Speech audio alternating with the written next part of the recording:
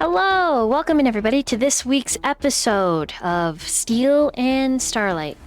Oh no, I can hear myself.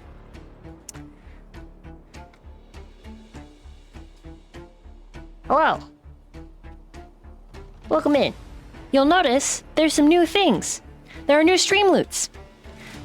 You may fuck around and find out if you would like. Just be prepared that if you are a player playing cards in a different campaign, that your campaign, if it is streamed, is not safe. Okay, now that we've had that conversation, I will take it as dubious consent. If you play a card, when a card gets played on you, it is fair game. But again, we do it all in the spirit of love and companionship. We're all friends here in the void. We're all buds. And most of us bully Tristan. But we love Tristan, right? Why? Hell yeah. We love bullying Tristan. DM, may I roll to shove Tristan in the locker? Yeah, go ahead. Athletics check. Okay. I'll try harder. I gotta up my bullying, and I know I've been letting us all down, but I'm gonna start a notebook, I'll get my best bullies. You know what? out. The other person that we lovingly bully, put this in your notebook, is Dork. Yes. That's right. I'm cool. I'm cool. Like I'm like awesome. I'm like the jock of the I group. feel like No one that's bullies me. easier, and I don't know why. Shut your mouth! Mama! 1d4 bully. Yeah, mostly it's just for love. It all of this is said purely in jest, but you will notice the exclamation mark path sub and exclamation mark loots will show you new stuff specifically for Pathfinder. So, yeah. Also, the same rules apply with the dice, the void dice. I have lowered them in price. They started off pretty expensive, but I find that it's pretty difficult to roll a natural critical on these this randomizer dice. But when you roll a natural critical, you may give a character of your choice advantage on any d20 roll. So that's saving throw, attack, even like I just say roll a d20, you can just give them advantage. So those are all the ways that you can get involved and help out the players, or maybe be a pain in the ass to the players. Either way, all proceeds go to supporting everything that's done here.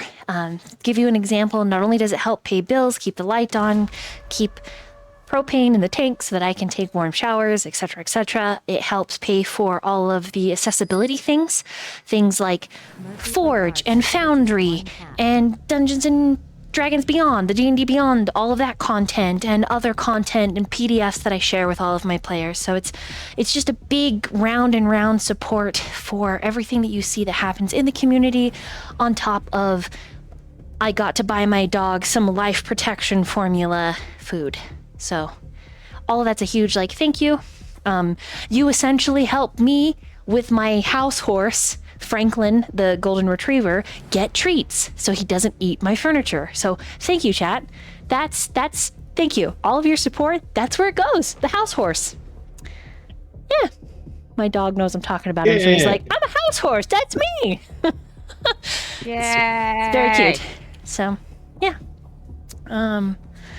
With all that being said, I'm going to pass the microphone around so that the players can introduce themselves. Players, I'd like you not only to introduce yourself and maybe where we can find you on the internet if you're a content creator, but who you're playing, what their class is, maybe what their species are, and maybe a little bit about them, maybe just a tiny touch of their history. And again, we're going to start with the bullier, Dork Winkle. Hi, I'm ℙ𝕒𝕗𝕚, and I play the really cool guy Blondie, who may have tripped up once or twice in his life. Burn a village, committed a war crime or two. But overall, he's a pretty chill guy. Definitely not a boy failure at all. I swear, he's just a fighter. He likes fighting. Did you just call him a boy fail? Yeah. Yeah, well, sometimes she trips over and activates a nuclear bomb, but it's all part of the charm. It's all part of the charm. Anywho, yeah. I think that's good. Is that good? You know what? It is good. Nick, show us how it's done. Hello, I'm Nick, aka Control-Alt-Don't, aka The Ridge. I'm playing Rasputin, who is a human wizard, also known as the Bastard of Hopes and Dreams, the Lover of Mothers, and the Hero to All Children. Just gonna throw some rocks and cause some mayhem and curse the name Maximus any chance I get. Popcorn Serenity. This is a bit of an aside, but I would like a petition to start carrying around some bricks for Rasputin to start throwing, just because I like the image of psychically hurling bricks at people. I am Grey Griffin. I play the adorable and terrifying little Kitsune magus named Serenity, who is in possession of a dark and mysterious past she doesn't really understand or know about, though other people are starting to get some ideas, especially as of last session. That was pretty crazy. Better go back and watch that one once that's up, if it isn't already. Otherwise, you can find me on Twitch. I have a Twitter account. I am often just kind of hanging out, so keep an eye out for things I do in the future. That being said, Go Gadget, my son Tristan, my very real and literal son. Son. My biological son Tristan. You birthed 1,000 years ago. Okay. Hello, my name is Tristan. I play Vale. Kind of a rogue turned champion, I think is his kind of whole deal. Sort of trying to do better. We may be in the process of saving his child. That's super cool. He's a tiefling. Anyway, Murphy, go. Oh, hello, that's me, Murphy. I'm Murphy. I draw stuff and do stuff online. You can check me out at Murphy Pop on Blue Sky or Murphy Pop Art on Instagram. They should have probably been the same, but sometimes somebody takes Murphy Pop, which is rude. It's so rude, but you do what you can. I am playing Sister Will. She is a human cleric of Pharasma, but she, maybe has her heritage might be a little dragon bloody. That would probably explain her horns and her skin condition. Don't look. It's fine. And she's trying to do her best following Pharasma and maybe her mom, who's I guess alive now, though she was dead. Also, she's a dragon. That's okay. She's gonna figure out how to do this. Nobody burn any more towns. One's enough. There, I'm a leader. Now... Yeah, Tristan. I think it's Ash, right? Hey. Yeah. I am Rince. You can find me on Twitch at Watch Rinse Repeat. Sometimes, not a lot lately, but hopefully we will more in the future. I'll be playing Ash, who is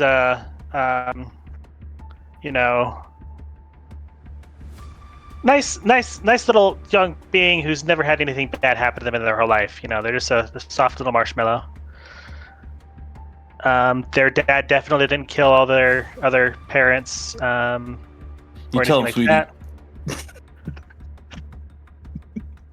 Just the sweetest little marshmallow.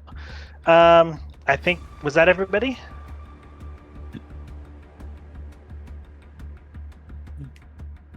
I think it was. No. Okay, we'll hand it back off to Dolly. Hello. Again, I'd just like to remind you, loots and path sub they're all new, just for Pathfinder 2E. So if you'd like to support, get a little wild on stream, there are some funny cards like yelling compliments at each other or singing. There's also some really annoying things like pocket sand, which I'm sure some of my viewers will do to my bad guys. And you know what? That's okay. That is all right. Regardless, we'll dive back in. Party. What do you remember from last time on Steel and Starlight?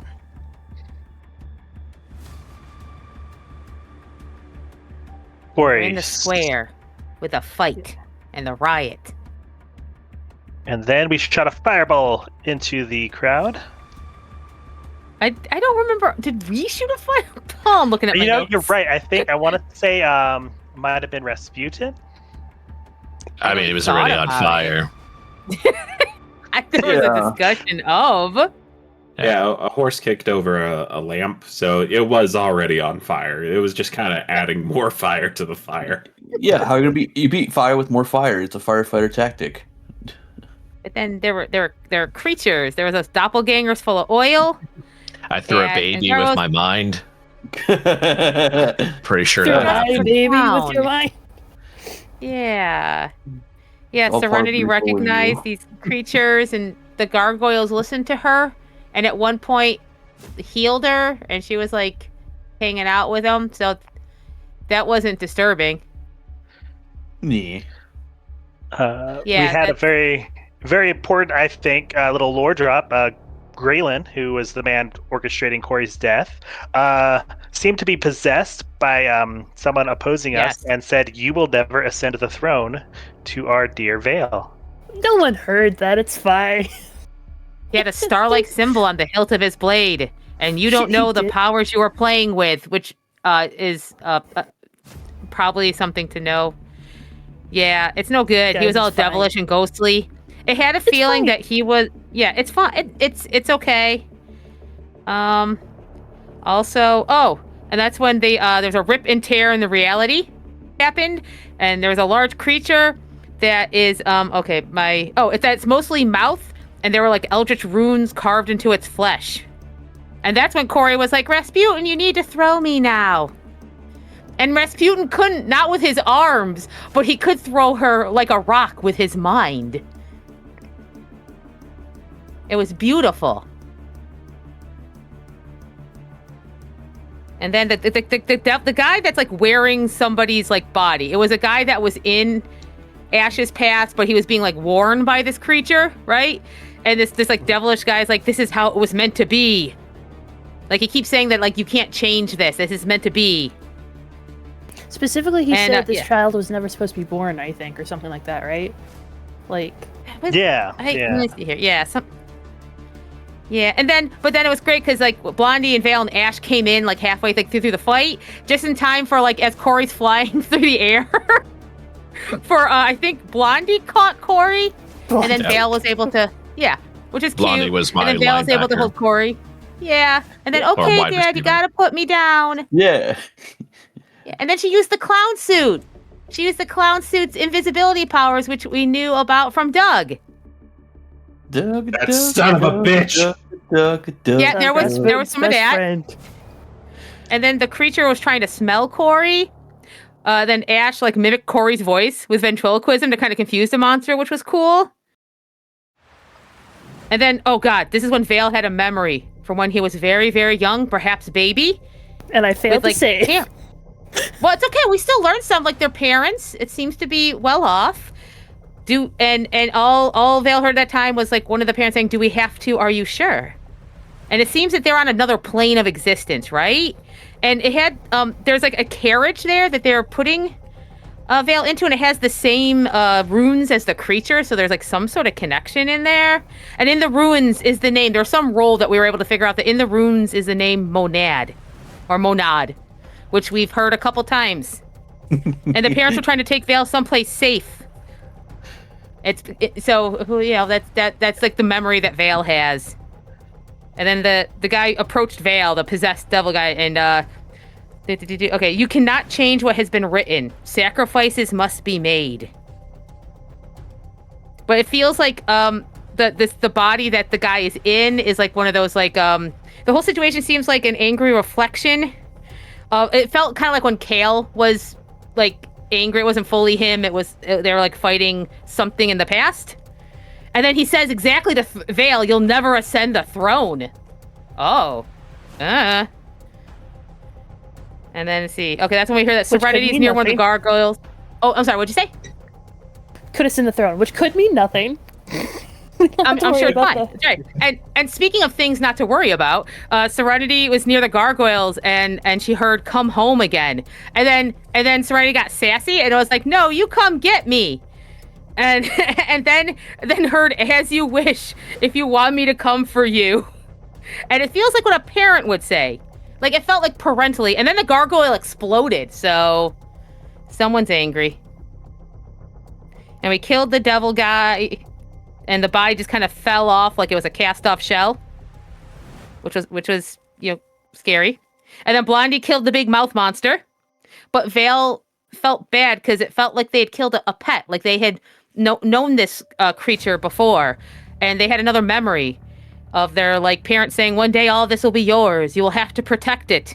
And the beast was young in it, given as a gift. So, which could mean nothing. It's really funny that I kill everything that people cherish. Okay.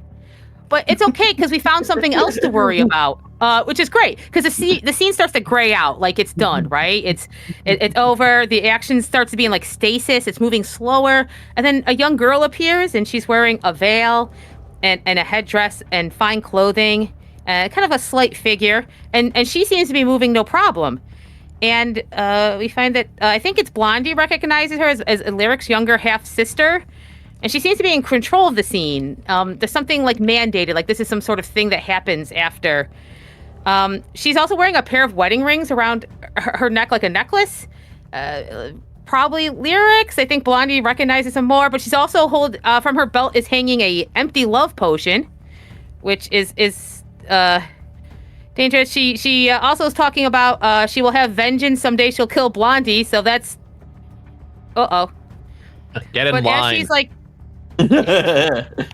not great. And then as she's doing something to kind of finish up the scene, she says, "So be it." And she's looking at this chaos and she says, "This will be starfall."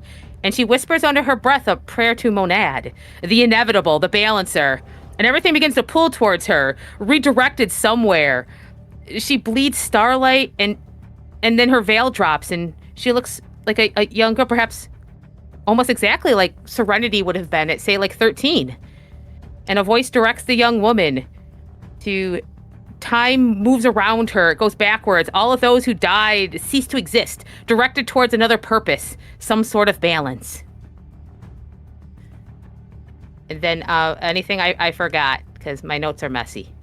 Oh, good. Just two quick corrections. Yes, please. So we saw her. You guys saw her older at first. She was a fully matured adult. It was after she absorbed all of the fire in the scene. She put out the fire as if it had never happened in the first place, and seemed to turn back time to some degree, and reset reality with those people no longer having existed at all. The implication is that no one will remember them, or that they ever were.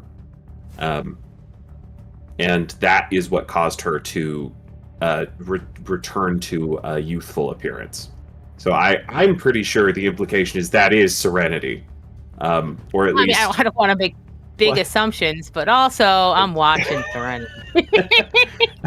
Well, I mean, the implication is that it's related. Anyway, you'll find out later. I don't want to spoil nothing. That being said, the other little detail that I don't know if it's important or not. The creature that talked to Serenity was not actually one of the gargoyles. It was one of the doppelgangers that was being used as a voice. Yeah. That's about it, though, for clarifications.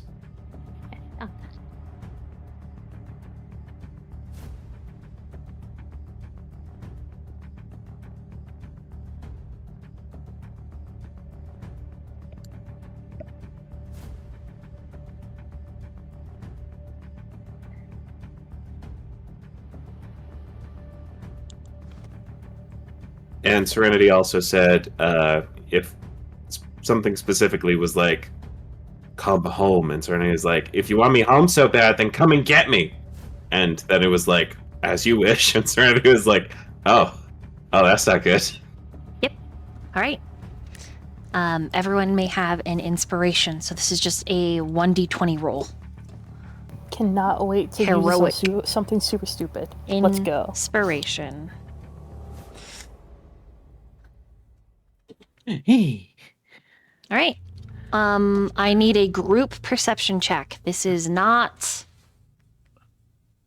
secret. This is just a public group perception check, and I need Ash to please add it all together for me.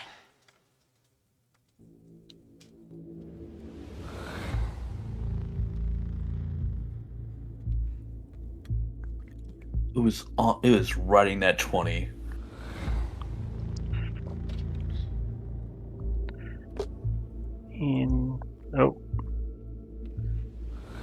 Okay, 15 plus 15 plus 23 plus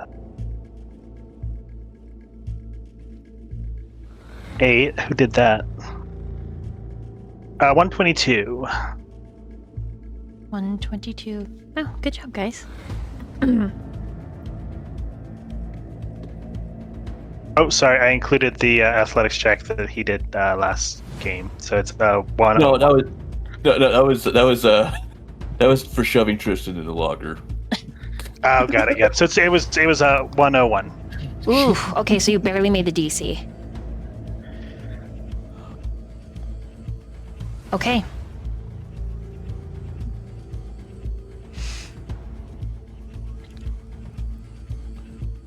Even if you are at the kebab stand eating and relaxing and lost, even if you are giving this a moment to the other parties to experience last episode, it is an unmistakable draw of your attention at this next part that I am about to describe. The caricature, the doppelganger of Serenity, moments after shifting appearance and absorbing time and people and existence for some unknown purpose, there is a cut drawn by her clawed finger into a realm of starlight and darkness. It is with a feeling of horrific wonder that you witness what happens next.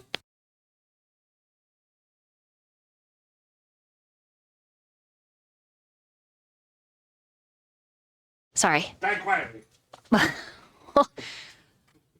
I don't know if my microphone picked up my dog just now having the upchucks, so I tried to catch it. My apologies.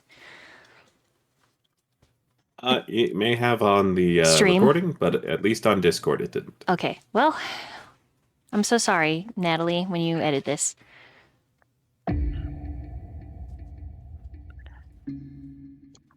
As she draws her kitsune nail down through the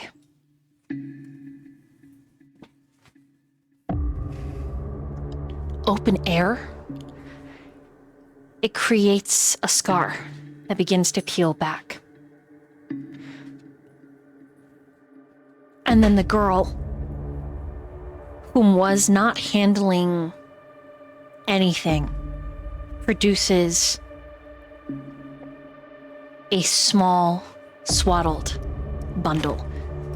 There is no logic in this seemingly de-aged Serenity holding a child. There's no continuity to it. It was not, and then suddenly it is. And this babe is held forth to the care that its mother has just made, and she says again, "So be it." And it is the darkness that reaches out, and with the most gentle tendrils, embraces both mother and babe. And the mother starts to de-age and de-age and de-age and de-age until she is nothing but a puddle of organs and blood. And even then they disappear, and you watch in magnified horror as she is consumed. The very essence of everything that seems to have ever made her through the Chronos sphere of existence. And all that is left is the babe, and the babe is giggling and aging. And there is a dark glowing mote. It almost looks like a black light. It's this small, soot-like sprite that hovers before the babe, and the babe takes this glowing ball into its fat little hands, and it begins to eat. And the babe, that looks nothing like its mother, ears bloom, then a tail, but they are not kitsune, they are malformed. And you watch in fascination and abject horror as that black scar pulls the babe into oblivion. I know I asked this before, but I'm asking again. What languages does everybody speak?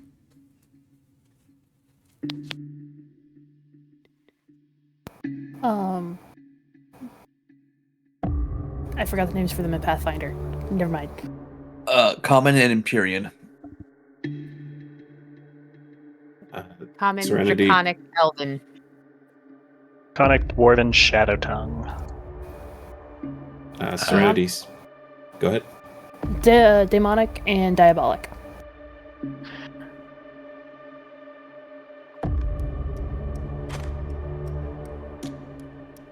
Serenity speaks Aklo, or Deep Speech, and Dwarven. And Kitsune. Common, Dwarven, Elven, and Fae.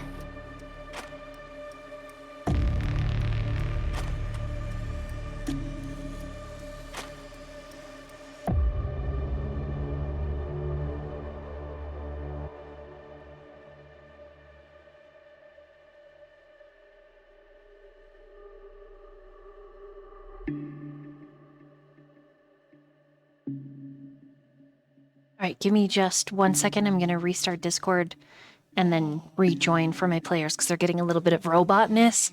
So 1 moment.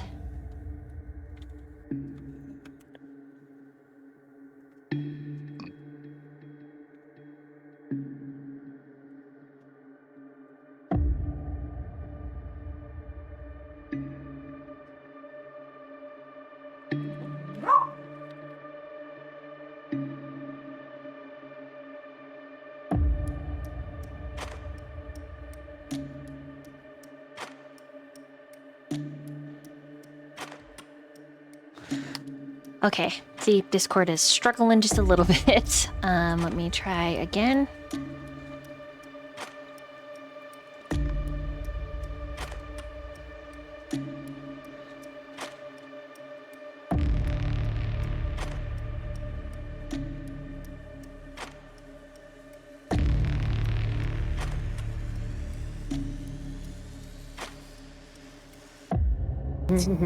Okay. It seems like now Fugi is struggling. Wait, should we reload our Foogies, or let me? No, it just seems like At least your voice is coming in really clear, at least. Yeah, but Fugi is now broken on stream. Oh, Oh, no. I think I fixed it. Ah! Yeah. It lives. I have returned once again for an exciting adventure. Everyone can hear music that's in Discord. Yeah. Perfect. Yeah. Okay, great.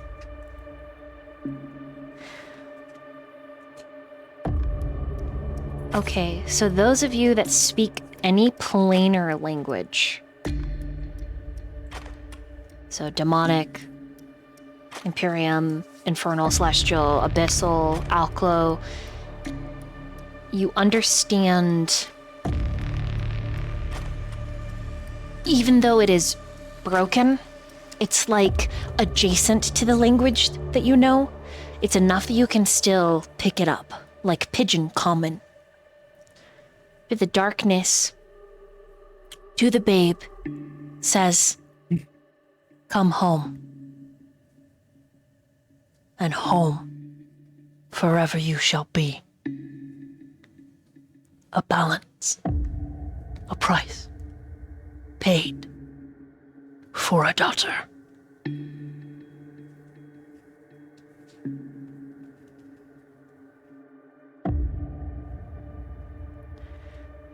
The next moment that all of you can consumptively move, continue eating your kebabs and or communicate, you are standing on a dark street, a block away from Vale's home.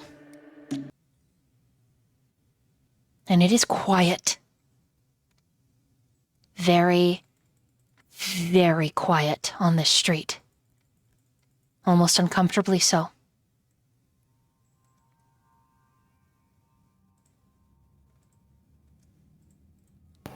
Can I just start immediately walking towards my house? You can. But as a whole, what would you like to do? Would you guys like me to call on you one by one to see what you get up to? Well, Ash will follow Vale. Same here.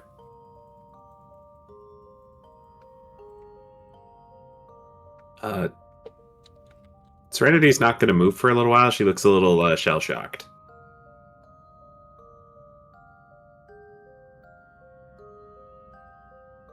Is it possible to do maybe like a perception check just as a general, like, is there anything we should be concerned about before heading in to Vale's house?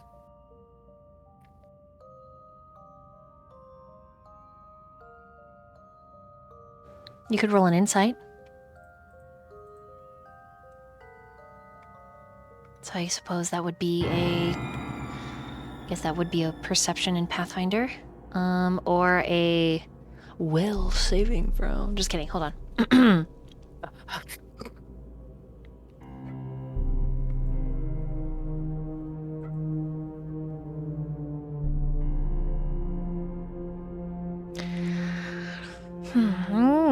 Yeah, I guess it would be... I think the best thing would be a perception. But it would be a blind perception, because it's kind of going off of your, like, sixth sense for danger, almost. So roll that in, like, secret? Yeah. Thing? Okay, yeah. So okay, let me... Boop.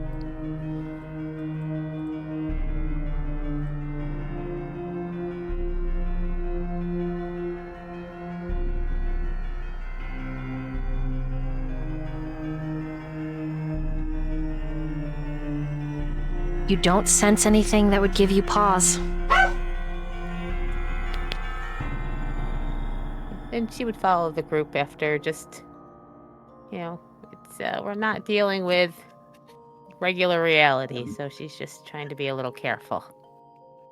Actually, if I could do a quick change, just give a pound back with Serenity and saying, I think it's you. She doesn't respond to that. She just kind of nods, but you don't know if she even heard you. He'll just grunt, and I think he'll take the rear of the group just to make sure there's no stragglers.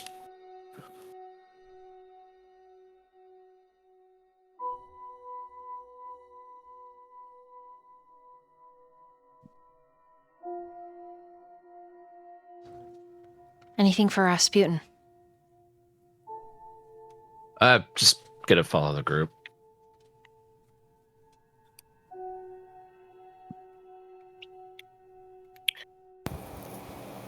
Should we be leaving Serenity alone? No. I said I was just staying in back of the group, making sure no one stays behind. So yeah, if Serenity stays, Blondie will stay, but if he goes, you'll follow.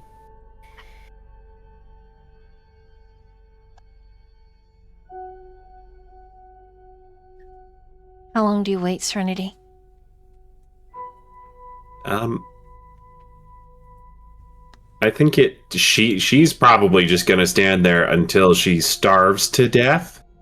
But at some point, Sir Shiloh, one of the halves of her little patchwork familiar, kind of gets up on her shoulder, appearing from the folds of her hair, and just says, "You've got to get going, girl.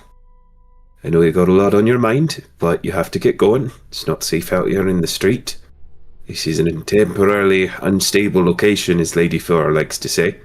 So let's get going, okay? And Serenity nods, kind of focusing in on his little voice and his little form, her eyes narrowing to cat-like slits for a moment. And she says, yeah, okay. And then she starts walking, and then starts walking in the wrong direction, and then either Shiloh or Blondie redirect her. Blondie is... Since she's so out of it, right? Like, Blondie just, like, tips of his index finger and thumb, just pinches her on the shoulder and turns her around, and she like continues, like, if you don't mind, like, continually moves. Yep. Yeah, that's exactly what's going on. She's super out of it as she's walking. But yeah, she will follow the rest of the group at that point.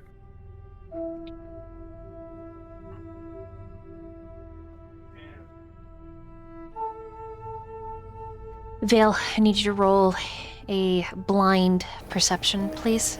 Same with Ash. Oh boy.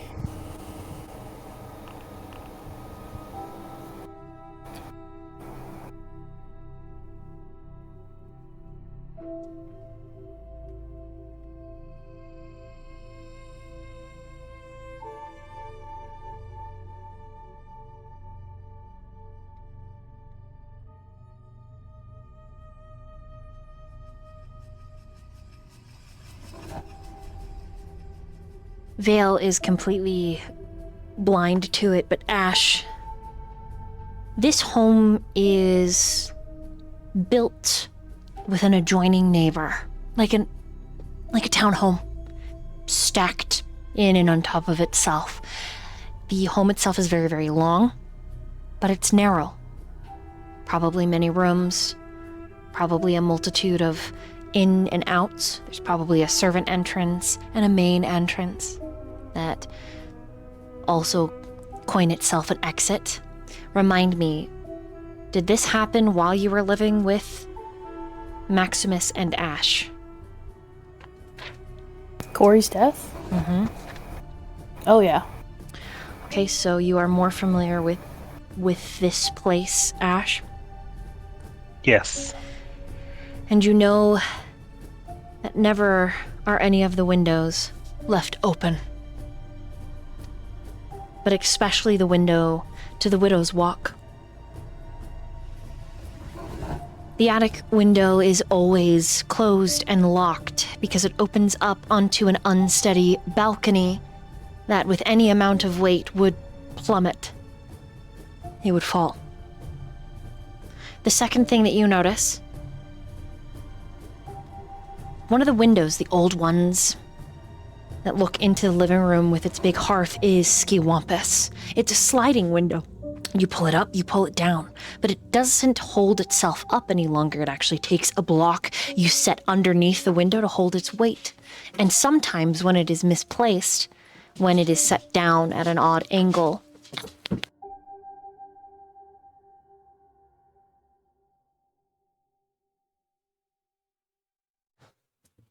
the window doesn't seal properly.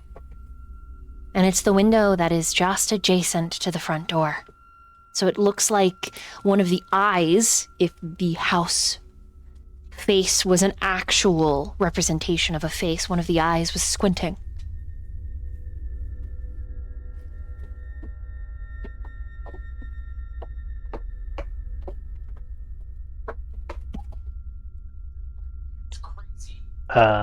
Vale, you would notice Ash get very tense very quickly. Side eye. What is it? Something's wrong. Someone's been here. Someone's inside. I think I'm gonna kind of look at Ash like, yeah, no shit. We're in like hell worlds. Of course something's wrong. Ash will point at the window. Do you want to try to sneak into the house then? Yeah. Crime siblings doing crime. Ash is going to motion for the party to stop and just whisper, "Bust in if you hear us call." And she's going to try and stealth into the house. I assume with Vale in tow. Oh yeah, absolutely. Also stealthing, to be clear. Hey. Roll it.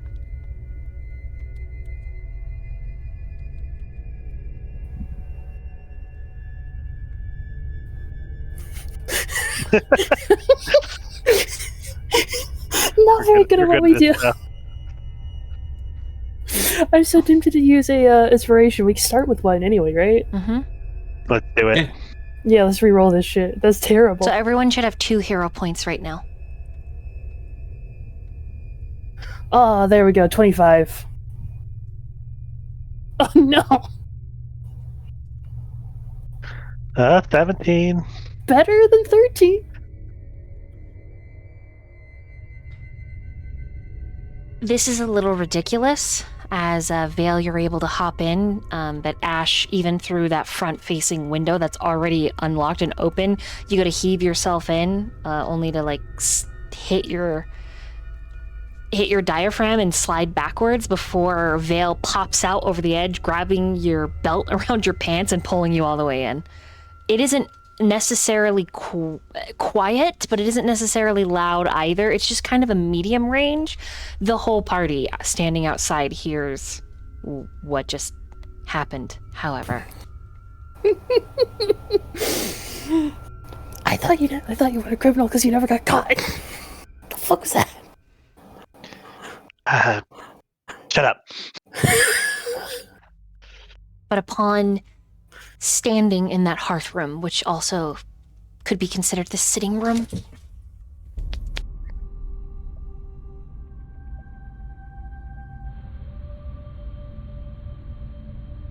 can you guys hear me, or did my internet just explode? We can hear you. Yeah. I can. Yeah, We can hear you. Okay, that's good. That is so good. Because the house horse just unplugged some stuff again. So He's just so curious. he is D&D in hard mode. he is a dog, that's for sure. GM stealing Starlight. Franklin % run. He's a creature of whimsy and destruction He like Dork. is a creature of whimsy and No. destruction. I'm only whimsy. I never destroy anything. Just my self-esteem. Yeah, but that's like paper mache. I apologize for my house horse. Everyone can have another hero point. I'm very sorry for the disruption. Hell yeah. Yeah. Thanks, Franklin. Oh Thank you, yeah. house horse. Franklin coming in In the name of clutch, the house horse, we baby. pray. The real hero. Thank you, house horse. Not all heroes wear capes. Some of them chew on cords. Yeah. Ah. Like Superman. What a statement. Okay. It is unnaturally quiet. And beyond the antechamber, the sitting room, there's the hallway with its curio cabinets. All of those cabinets have been tossed. Their contents spilled like guts on the hallway floor. And that casing.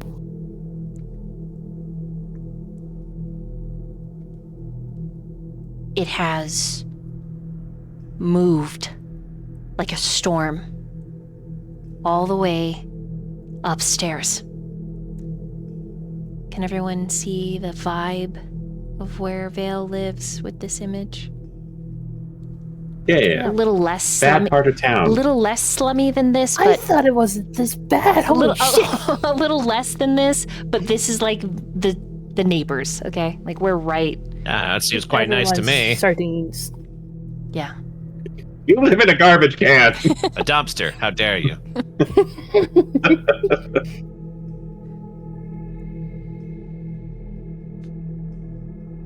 You continue throughout the house. Roll another stealth, please. Okay. And while you're doing that, go ahead and roll and hold on to it. I'm going to, meanwhile, back to the rest of the party. Rasputin and Sister Will, you are without Serenity and Blondie for just a moment. Is there any roleplay between the two of you before, like, immediately after Vale and Ash disappear inside? Anything the two of you do, you are standing out in the open on the street. But you can do whatever you want. Whatever you want to do.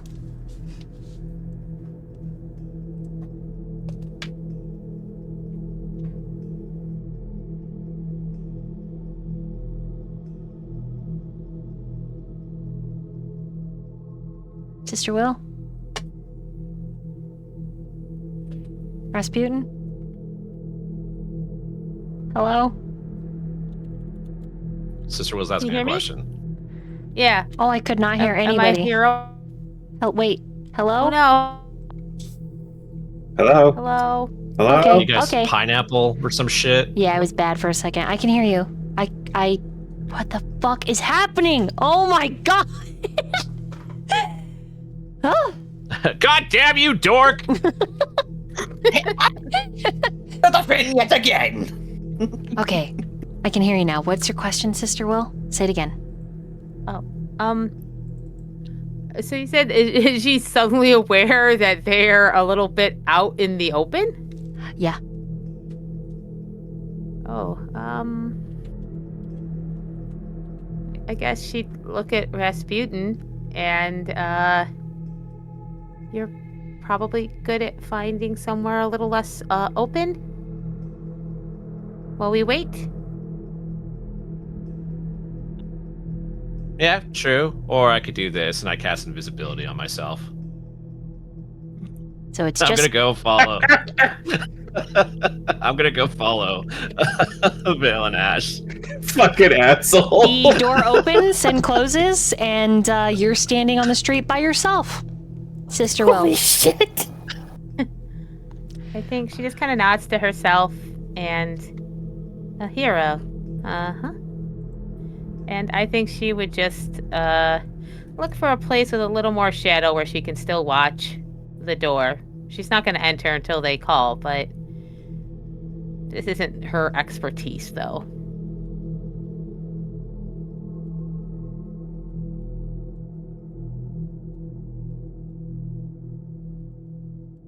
So you want to roll a stealth? Whatever it be, even literally just to not be on the middle of the pier, just to even get a little closer to the building or find a doorway that isn't just her standing there alone. Okay. Yeah. Roll a stealth for me. And then Blondie and Serenity. Never mind, I lied to you, Serenity. Blondie, you're going to roll perception. Serenity is still hollowed out. Like, the only thing keeping her attached to reality instead of floating away is the physical anchor of your arm gently guiding her. Okay. Do you make it blind? No. Okay. I activate my Sharingan. I'm going to use a hero point. Let's see if we can do that. Oh yes. Holy Sharingan. A 30. Not only do you see Sister Will, you are, even from this distance, you see Rasputin and her talking, and then Rasputin turns invisible. And even before that, somehow, you just know that Ash and Vale snuck into this building, and you know that Ash failed. You don't know how you know, but with a 30 perception, you know. Oh, I know how. A little bump, a little like a spike in chrono magic just happened, and you just saw the entire events as if you were there. A little ESP. You got that dad sense. But not only, that's not the only thing with a 30 that you realize. There is an uncomfortable familiarity with this building, Blondie. And your stomach starts to twist. And you remember back and forth to rewrite scenes, to cause ripple effects, to try to fix what you have done. And in one such fixing, to return one family, you had to kill the other.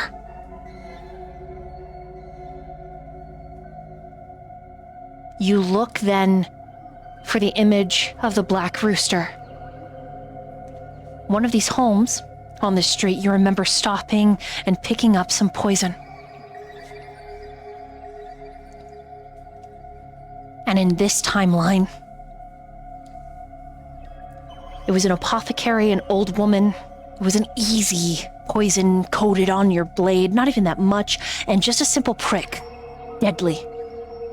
Within minutes, painless, a deep sleep, and eventually a heart that would fail.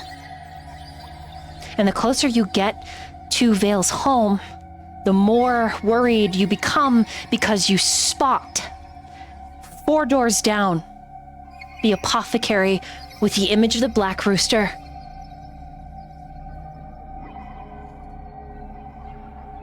You're already inside, Blondie. And in order to correct everything that happened with Ash, one family has to die.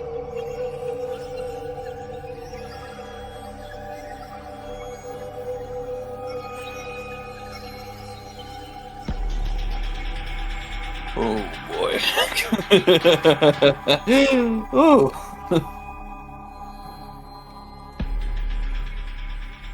What do you do?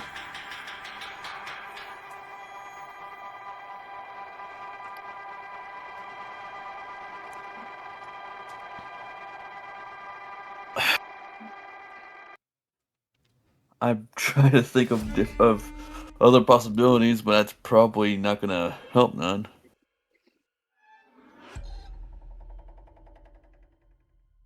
I will put it this way, with a 30 perception. Let me roleplay it like this. This is not the same instance that Rasputin threw the child with the clown suit. However, you pray to God that that legendary heirloom weapon transfers over to this instance. Maybe you haven't found her yet in this iteration. And it is not necessarily you, but that mind of all of the Blondies ever in existence to go back time and time again to fix it. Because you know, even though you do not remember how, you've gone back to fix this. You have gone back to fix everything that has happened to Corey in your attempt to save everything that had happened to your daughter, in an attempt to save everything that happened to your brother in a different instance. It feels like Blondie Inception. But you know one thing, that you are deadly in this iteration, and that if you are in there and your party goes in there and attempts to attack you, you might not recognize them because you haven't met them yet.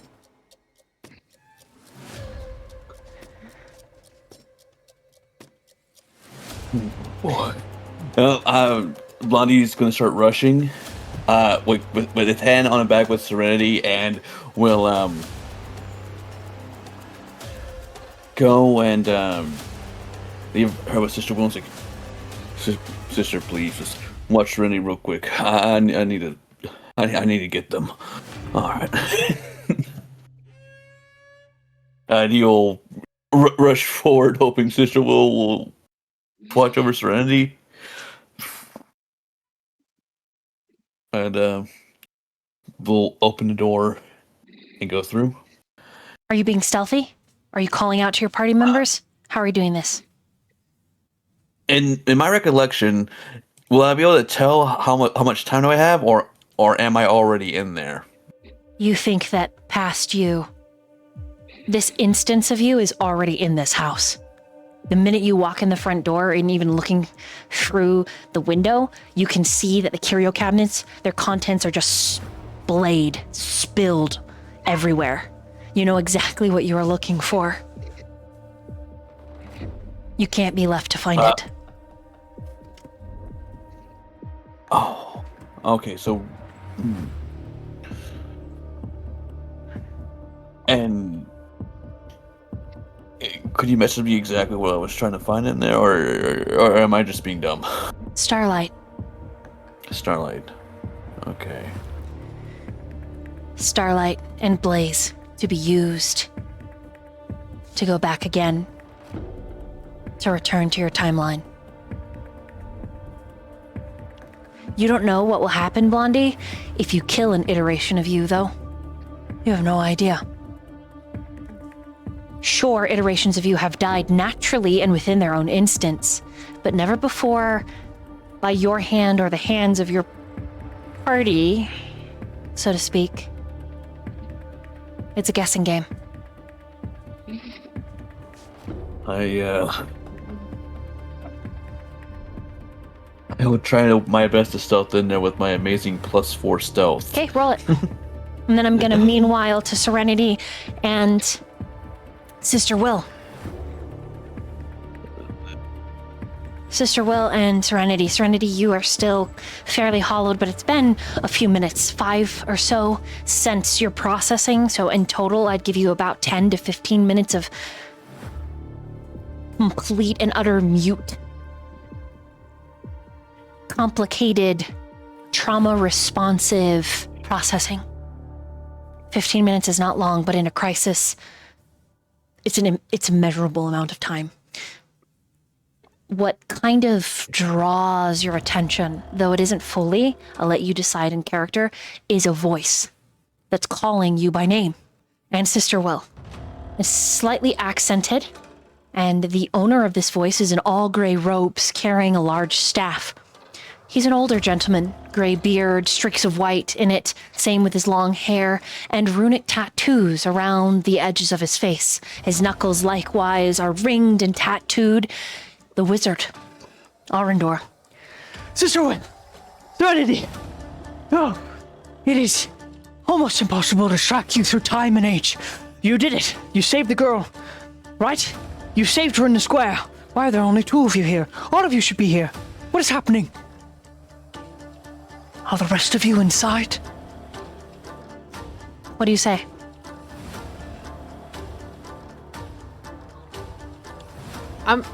Sister Will met him. I don't know that she did, but he's calling you by name. Because I think it was Ash, Blondie, and Vale that met him. Serenity's gonna half-heartedly kind of say, "No, I'm sorry, we don't have any money." Sister Will just steps, I think, a little in front of Serenity, considering Serenity's still a little shell-shocked. You know? I'm afraid if we have met, we haven't met yet. I know time is weird here, so you'll excuse me if I'm not sure what's going on. I don't know who you are. Oh. I don't know if I can trust you. People keep leaving me. He takes your hand and quickly shakes it, shakes Serenity's hand. My name is Arendor, and I am an acquaintance and friend of Blondie. He's trying to stop something called the End, and I believe that all of you are there to help him. That crazy bastard. However, in this instance, I worry he's going to perpetrate. He's going to murder a child, and the child needs to live. In each piece that he travels to, somebody that did die needs to instead be left alive. There needs to be a change, even as things need to be given up. To prove that I'm trustworthy, I've spoken to your mother. I have met your sister. Yeah, that doesn't make you fucking trustworthy, Arendor. I know you. We've met more than once. You remember me, Sir Shiloh, huh? Maybe not this version, are you? That is irrelevant. Shiloh, what is relevant is that you act, or all of this will be for naught. Alright, fine. What do we gotta do, you crazy bastard? And what happens here is, imagine a long trail that connects to a firework. Oh my god, what is it called? It's an ignition tail. Yeah, like a wick. Fuse. A fuse, thank you. Imagine a fuse or a wick, an igniting tail that's very, very, very, very long. And imagine that it is the spine of time, and it connects multiple worlds across multiple instances. It starts here. The lighting. This not just this instance, but I mean across all the instances that you are traveling to, this is where it starts. Each piece that you go and you gather and you collect some starlight, you take it from the flame that is going to ignite something known as the End. And that is it. No more. end. Everything begins anew, maybe, but not in this sphere of universal existence. And it will affect every timeline, every story, every chronicle, every spoken word that has ever been met. It will wipe out. It will be the end.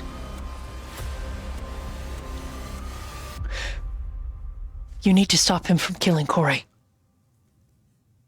All right, now we got to the actionable part. Holy shit, you took a long time. You could have just opened with that. He punches Shiloh. Hurry. Shiloh switches to Lady Fleur. Lady Fleur curses. All right. Okay. With that, Serenity, at the urging of her little familiar, will rush inside. But as she does so, Lady Fleur calls out, "Arendor, call me later." Sister Will looks at Arendor and says, "Of course I'll try to save that young girl, but you can't just invoke my mother, and you definitely can't invoke my sister like that. I don't know you that way, and I don't know if I trust you yet." In some iterations, you absolutely should not trust me. In this iteration, I am simply a shady dealer of eclectic arcane goods. But regardless, I don't want it all to end, though I did for a moment want it all to end. I thought maybe we could live out the rest of our years in peace before the ultimate just... nothing. I don't want that anymore. She reaches out. I said I was going to do the thing you wanted to. You can stop talking.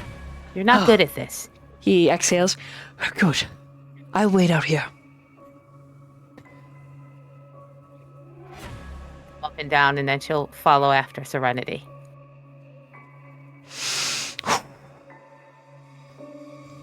What you don't see as the both of you head inside finally is Arendor pop his neck, his knuckles, and then an unfamiliar presence approach him and put a hand on his shroud-clad shoulder. Also, thank you so much for the raid. Welcome in, Raiders.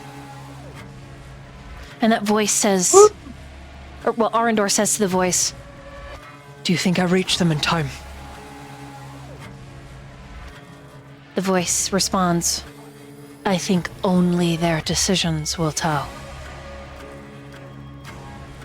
If some light is lost, it will be worth it, so long as we can stop the end." She is just a babe. Certainly there is something else we can trade.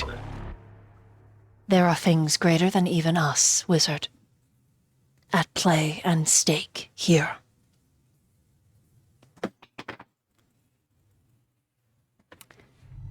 And right there, we're gonna meanwhile. What do you mean? Make it a sandwich. Just kidding. All the way back up, Vale. Remind me what you were rolling and what you were rolling for. We did stealth so we could go farther into the house. I got a 22. Ash got a 23. Each room is gutted, as if something is being searched for. But what's asinine to you, Vale, is even as you move past Maximus's office where he kept gold and jewels, those are spilled out on the floor. And upon first recollection, it doesn't look like anything has been taken. Does this look familiar to me at all? Like,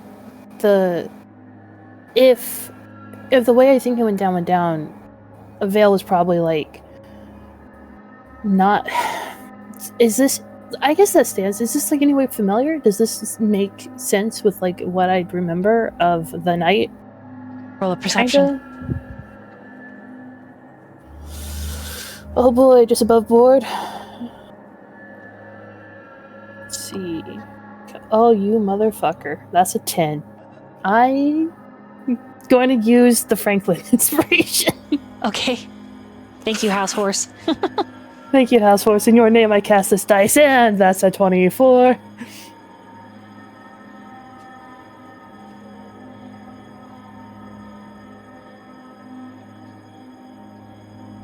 Vaguely. Yes. But it isn't like the continuity of it makes sense, because there are memories where Corey died in your arms in public, your blood on her hands. But it is equally as true as you were stalked to your home, and there were people ripping through the contents of this sanctuary that should have been private, that should have just been yours and your family's, until they found you and they found Corey, and they made demands that you could possibly feasibly meet. And your daughter, in her born feral nature, attacked them for you, to protect you as they were beating you and breaking you. And it was a club that sent her flying. It split open her face. So even as losing her in the square is true, so is losing her at home. And the feeling gives you a sense of deja vu. Your stomach flips. You feel like throwing up. Because how can two different memories be true? And then it comes to you with a 24. This is not your first time reliving this. This is not the first time you've tried to undo Corey's death. No.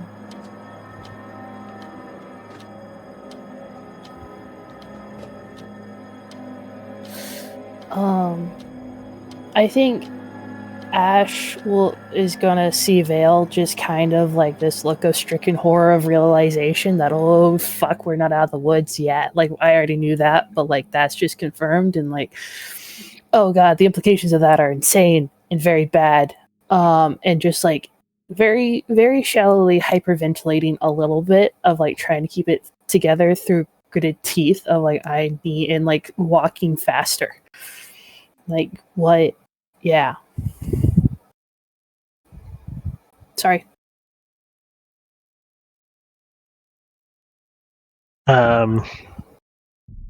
Ash is gonna take your hand,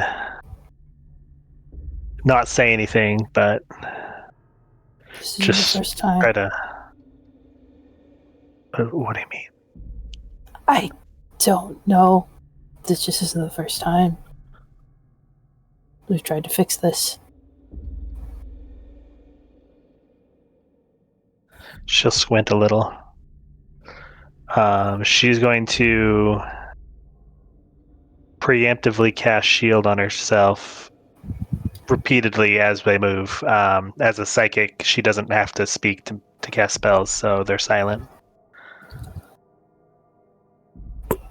Do I hear anything?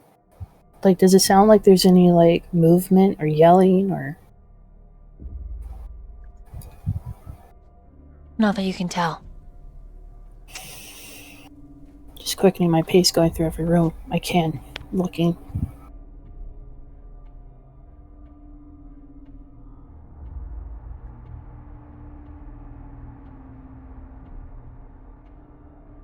You are headed towards your room, the room you share with Corey, the room that you remember all of this climaxing and the zenith of it all.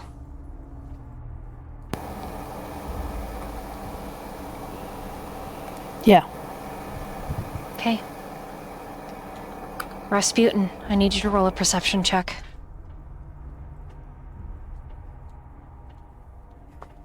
Let's see.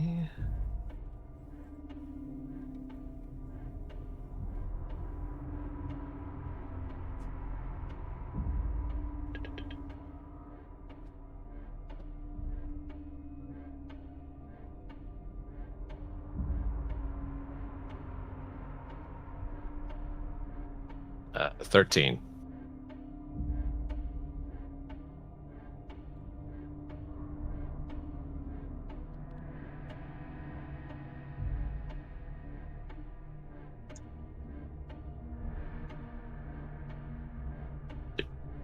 Did you hear me? Oh, sorry. I muted myself on accident. 13. Got it. You get a little bit lost. It's a matter of taking a right over a left. An easy thing to do. And the room that you end up in is soft pastels. Crayon drawings pinned to the walls. And one sets such crayon drawing, it takes all of your attention because in it there is a flesh-colored, long-eared little creature in a clown suit next to a little girl in a matching clown suit. And in very poor common, Doug, spelled P-O-G, and Corey, spelled handprint J, some amalgamative A-Y. Corey has drawn images of herself and Doug, and you're distracted by it. And even as you're distracted by it for just a moment, Blondie, not your friend, but the Blondie of this instance, this timeline. You don't know who these people are, but they glow faintly, like you do, travelers through time. You think that they are here from the balancer to end you. Congratulations, Dork. You get to play yourself, and you're going to attack Rasputin. Do I stay same level still, hopefully? Should we make this even harder? Please don't. Bring it, bitch. You are the same level, yes. Okay. Oh. Okay. Blondie will grab him and sort of just have his arm around his neck. Wait, I'm invisible. They could see me? Oh, he can't see you, that's right. I think it's only because he takes the, Nope, let me roll. Roll a d20, we'll see if you take the page off or not. That's what this will hinge on. Straight d20. Luck roll. Rasputin. Rasputin. It's gotta roll it. Oh. Not Dork. Oh. Mhm. Yeah.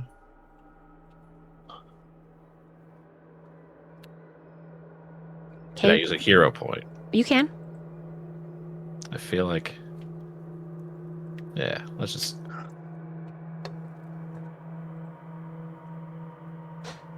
Oh, that's good. 18. Okay. You do not pluck the page off the wall, and that is what saves your life. However, in your invisibility, we'll change the scene a little bit because I did forget, forgive me. Blondie in this room, but a different Blondie. Not blonde at all, in fact, he has black hair, steps out. The black hair, there's smudges all around his forehead and his ears, like he's dyed it with some kind of soot. It's a bad dye job. His eyebrows are still blonde. It doesn't... It's comical, honestly, but the look on his face is murder. And the two of you would be making eye contact if he could see you, but he can't see you, Rasputin. But he does listen. He crouches down by the doorway and he listens. And when you listen, even with your 13, you hear someone move above you. You assume probably Ash and Vale, Rasputin. And this black-haired Blondie with a bad dye job unsheaths a weapon, holding it back and behind him. And he moves too quietly to be in full armor. It's almost unnatural, the way that he moves. And then even with a 13, I think you... Oh, no, you don't. You don't hear Blondie, because Blondie got a 17 downstairs. So yeah, what do you do? But so I see him unsheath his sword, and he doesn't look like Blondie. He doesn't look like someone I would know, Correct. right? He looks like Blondie adjacent. Okay. I would cast Paralyze on him, and so I would drop invisibility.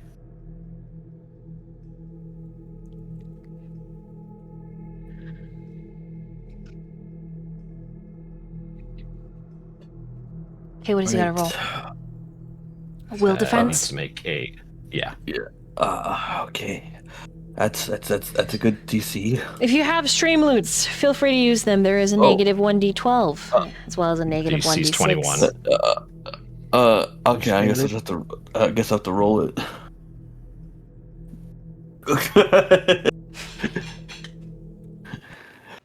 All right. Oh, thank God. You get a 17? Yes. You are paralyzed.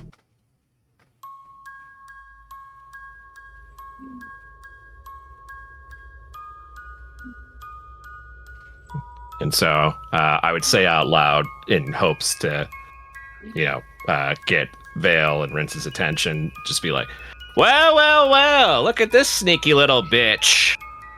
Everybody hears it because you're not being quiet. Dark Brunetti Blondie. Brunetti.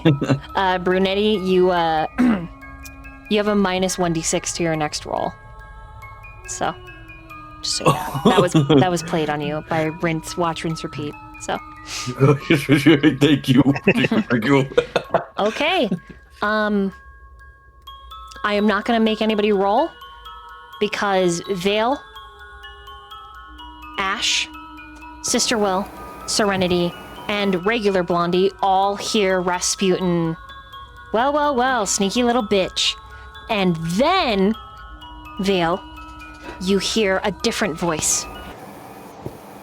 And this voice is in your bedroom, and it comes out from behind the curtain and says, Dad, I told you he was a hero.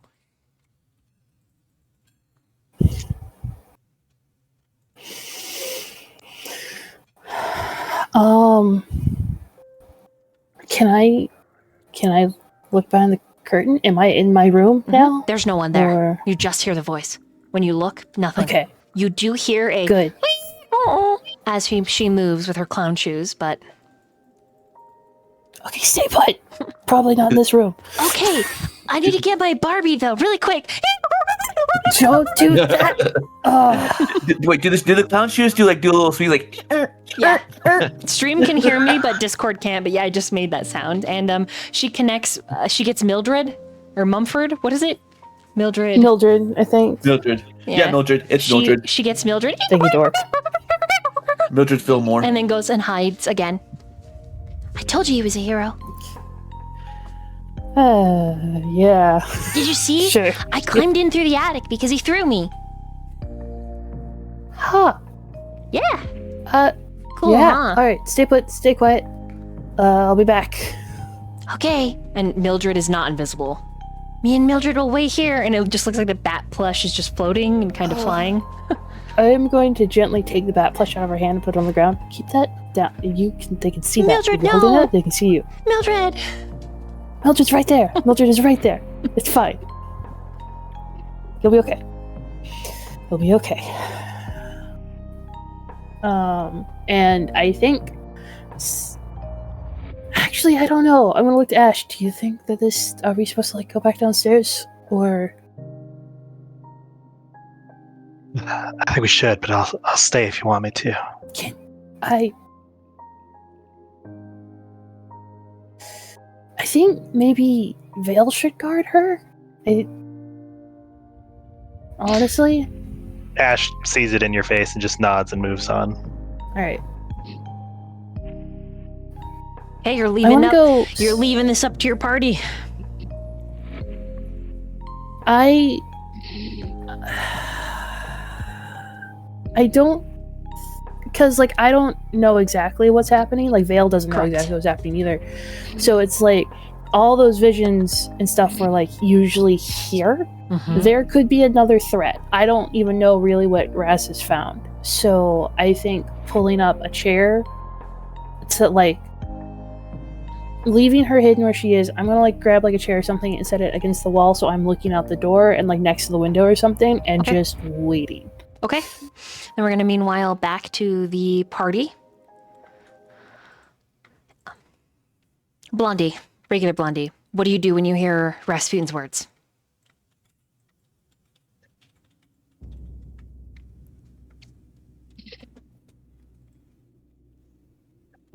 I mute myself. I rush into the room, look at the horrible dye job, have not really can't be called secondhand embarrassment because that was me at one point. And be like and I will just say, "Hey, stop." Okay, what does Sister Will and Serenity do? Sister Will does. Serenity will move to that room as well. She's moving very quickly. She's rushing. I think Serenity is, because this house. Never mind. This house isn't in the city that Serenity is from, so she doesn't know this house. Yeah, she'll rush there as fast as she can. Okay. Sister Will would probably follow as fast as she can. I don't think she's as fast as Serenity, but... Then I need everybody to roll initiative except for Vale. Hold on. Let me get the map because that'll make it easier. Vale, did we heal up with the kebabs? I think we got some. Was that like a long rest or just a heal Sure situation? wasn't. It wasn't a rest. Did we heal any though? I could have sworn like you guys were like in your own little like campfire spot, like doing some you're working on some healing and focusing. And then I just, for shits and giggles, just was like, oh, it's a kebab stand. I'm just gonna eat kebabs here. It was not a long rest, however, unless you specifically said okay, so healed, but not long rest. Okay, no, that's cool. Sorry, I was just making sure. You're cool. And then there's no active. Oh wait, maybe I gotta reset. The initiative's not active on my end. Yeah, give me 1 second. Let me throw the map up. Yes. It's doing the thing. Where it's loading. Given that Ash is coming in stealth, can I roll stealth for my initiative? The purpose of that is if I beat their perception roll, I am unnoticed.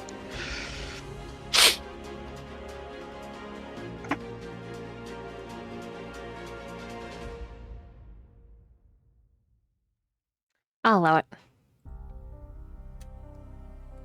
For the sake of this battle, Dork, evil Blondie is 3 levels higher. Oh. Jesus.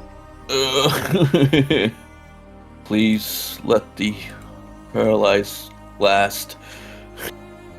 It's good for 1 round. Thank God I built Blondie to higher levels. I can actually play him. Don't worry, there's more. Wait, there's more? Yep. Okay. I'm going to...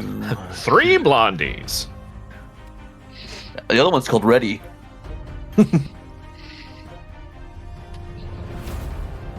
Ready, brunette, and spaghetti. He has spaghetti hair. Here you go, Dork. He's from the spaghetti timeline. You have Blondie too now. Oh.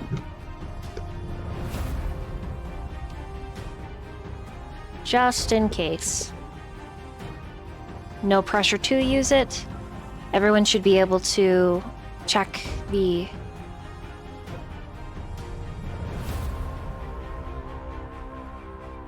Can everybody see this?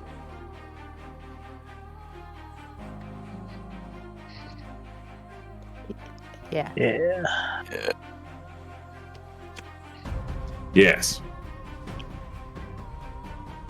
Yes. Oh God, which one's which? Serenity, Kill them both. okay? Fireball. I just realized I could do that. Serenity's possessed. I mean, if I had to guess who would be possessed, I gotta be honest. I'm not possessed. What are you talking about, Sister Will? She No, only I'm- dreams and just try and choke you out. So on this Charles, initiative we're roll, trying to have a Dark, conversation with Serenity. Brunetti will have a. Actually, let me just see if I can duplicate. I can, I think. I have Blondie built to level 8, which should he be in, so I have it on Path Builder. Okay, you can. Let's use that. Please, for the love of God, do not critically fail against aiming with him.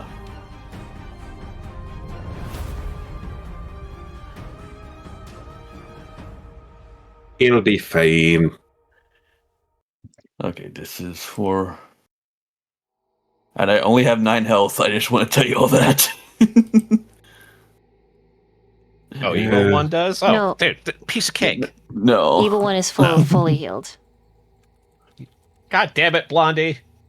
We didn't have any time to rest or anything. Wait. We just asked that we at least healed up a bit with the kebabs. We just didn't long rest, so like spells didn't reset or anything.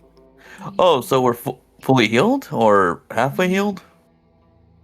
Yeah, I think it was we took the time to heal, but it wasn't like a long rest, so nothing else, just kebabs and healing.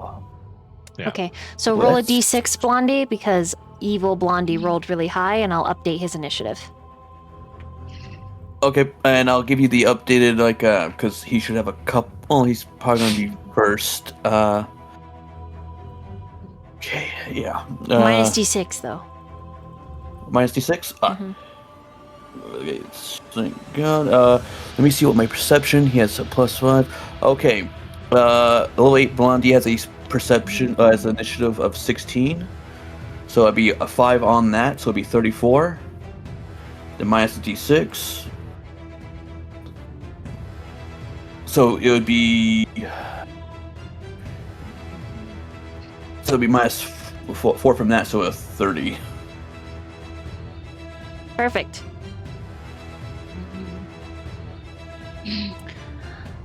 Before we get into all of this combat, we're gonna take a bathroom break, and then we're gonna do it live.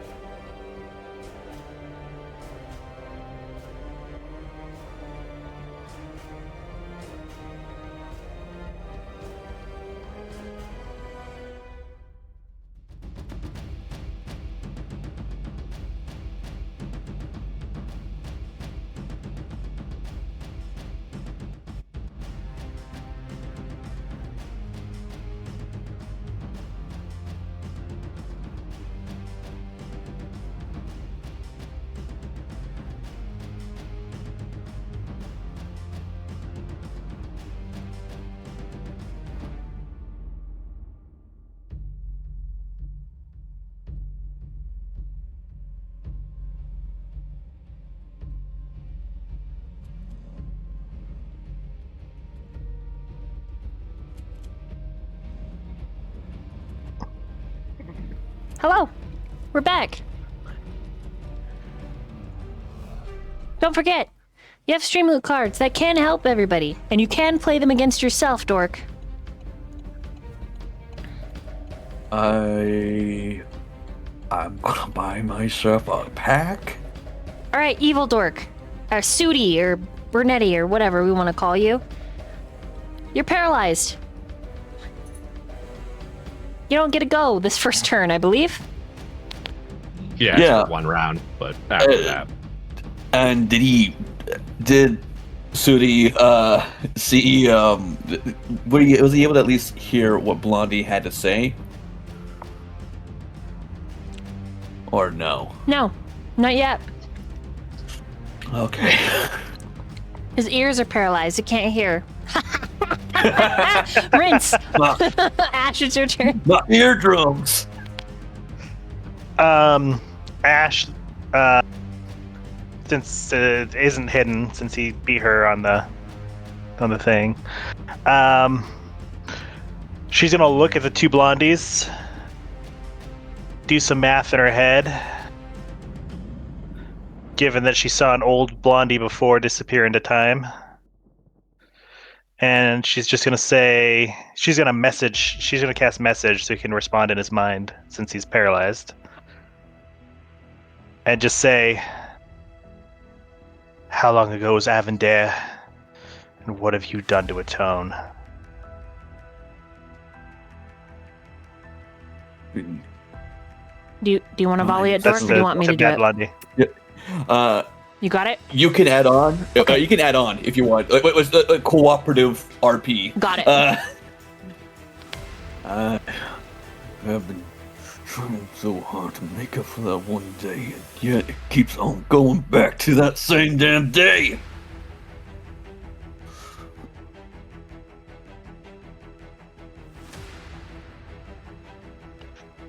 You continue on, Dolly, if you want to add on to that. There's turmoil in his mind. You can sense it with your psychic abilities, kind of like the chaos that surrounded Cal when you spoke to him, when he screamed at you. There's something similar here, a cold vestige. Make a willpower saving throw, please, Ash.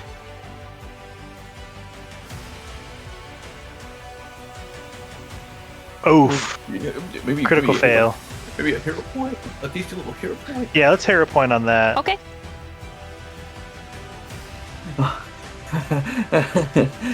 I'll bite some Steve Boots real quick, guys. Just hold on a bit.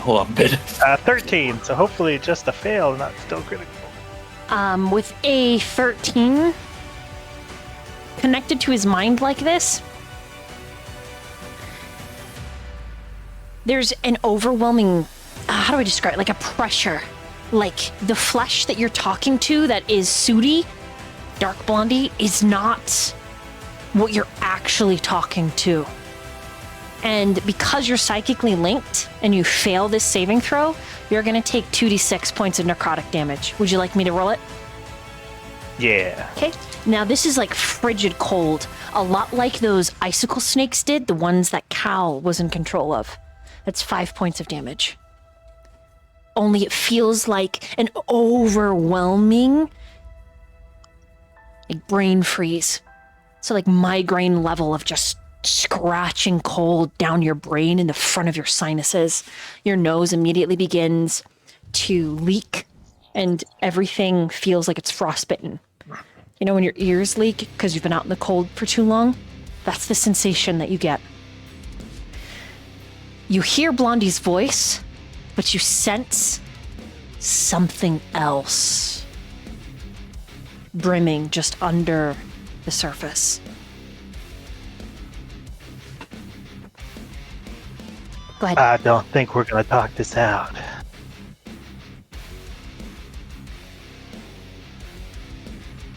And she looks at Blondie and says, I think I need a little therapy, because this is gonna feel good. And she's gonna unleash her psyche and hit him with a frostbite amped.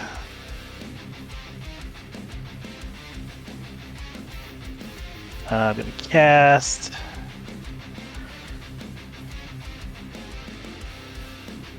so 21 basic fortitude save. Okay, I'm going to make sure this is... so I click on that token. Roll that. Okay, yeah, that works.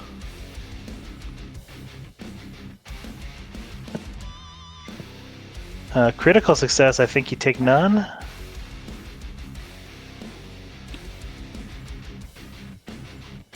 And Sooty will look at you and will say, "Let's breathe of air, you dumb little girl."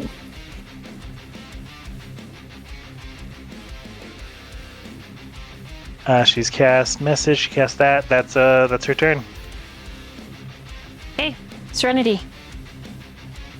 Your move. All right. Serenity is going to still kind of piggybacking off of Shiloh here because she's still kind of recovering. Some of his voice bleeds into her own, and as she draws her sword, she's wielding it almost more like you would heft an axe than wield a sword, and she says, "All right, you kid-killing bastard! Now you're gonna taste some dwarven steel!" And she gonna step up. Which one's evil blonde? Which one's City? That one The here. one with the Cool. yellow, yeah. Like the Okay, yellow little dot. Look at the ones like regular Blondie has the little icons on the top left-hand corner. Okay. I'm gonna keep those.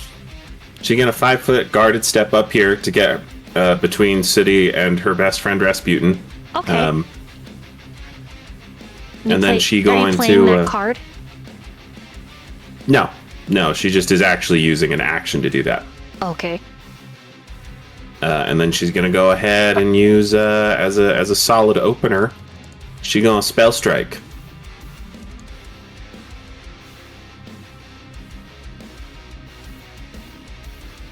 That's pretty good. Hopefully that'll hit. That's a miss. God damn you fucking fighters. Alright, I'm gonna go ahead and use a hero point, because it would be very nice to hit on that actually. Oh, wait. Let me see if this works. I am going to... There's a certain someone may have just, Could I use the +1 for Serenity, Dolly? Yep. As long as you play it. Did you get it? I think it went through, yeah. All right, I'm gonna add a little +1. That so it does hit. Hell yeah. Every plus counts. Oh, in Pathfinder 2, And I'm cheating majorly, but And then Griffin, I need Serenity to roll a blind perception after she finishes her turn. Okay. For the time being, she'll go ahead and hit Blondie with 1d6 plus 2 slashing damage. Not great, only 3 damage. But then she gonna go ahead and hit him with the real business.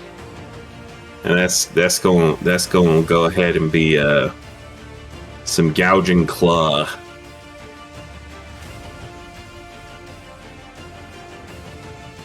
Yeah, that's the real shit.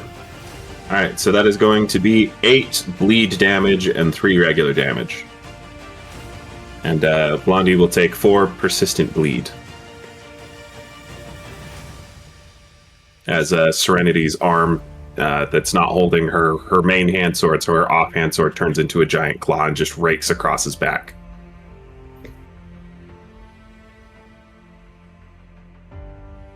And that is the end of Serenity's turn, so I will roll a blind perception.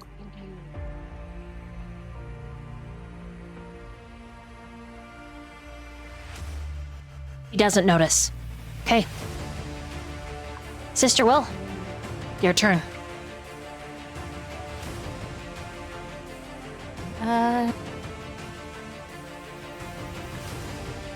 She's going to try to cast Daze at Brunetti. So, will save.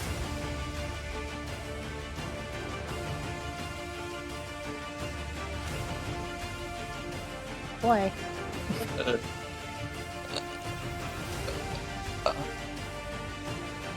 No, that's okay. She probably just says, "Oh boy," and then she'll turn to Ash and cast the guidance on her, and she'll be like, "Light 'em up, hun." And that's it. All right, Blondie. It's your turn.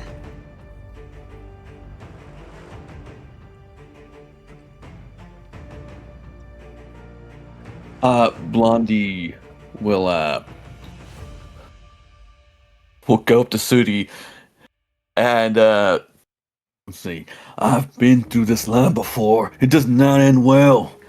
And who the fuck are you? Back off. Why do you look like me? I'm a few lines ahead of you. How many? How many have you done? And you know that he's talking about lines of blaze. There's something wild reflected in his gaze back at you. This is you, Blondie, but this isn't you at the same time.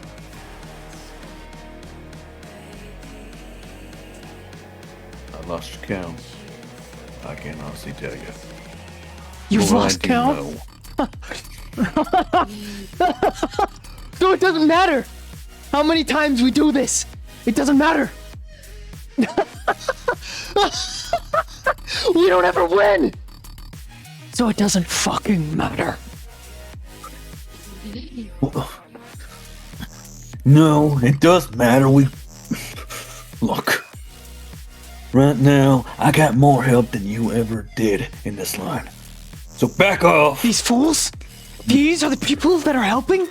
Do they even know? Do they even understand what happens if we fail? What we started?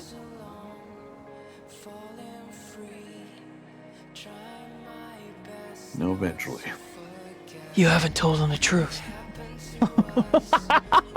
I would like you to roll a willpower as both Sudi, Brunetti, and Blondie, please. Will saving throw. Okay, so I got Sudi, so I'm gonna throw his. That's a 24 for Sudi.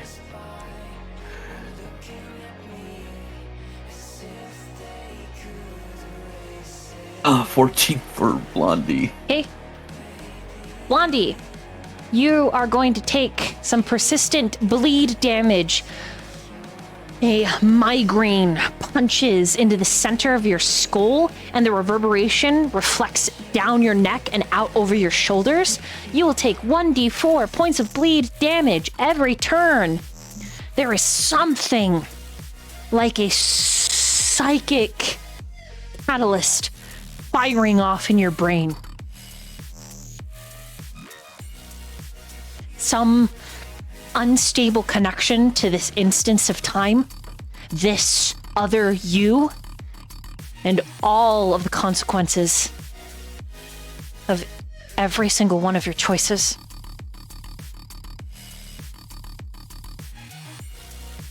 Okay, with that being said, Sudi, he stumbles on his words and he looks around at everyone with a successful saving throw. His nose also starts to bleed, but it's a different look in his eyes. And you can tell that the gears are turning, Blondie. They're turning. He needs only to be pushed over the edge to believe you. Something in that link that is causing both of your noses to bleed. Something has him at the precipice. What do you do for your turn?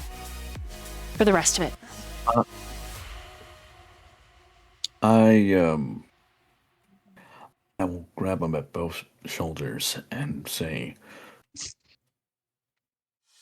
"Don't be the monster in front of our daughter."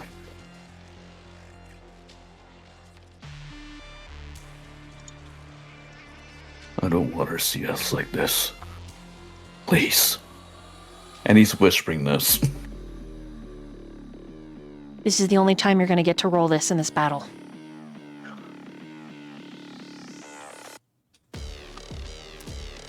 To convince him You're gonna roll a diplomacy. Okay. And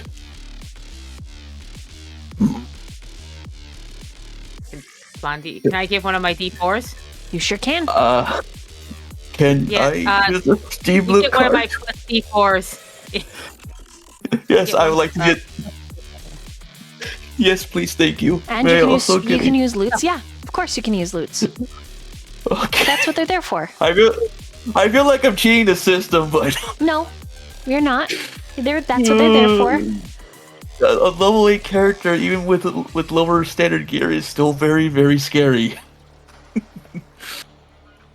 Okay, I'll be rolling a diplomacy that's a +10 with a D4 and a D12. And I will roll a. Oh, that's good. Rolling that D4, that's a +2, and roll that D12. That's a 6, so 8, 6. I think I very well made it past. What'd you get total? 34. He looks over at the party, and then do you designate? Do you give him some kind of physical indication at who Ash is? And he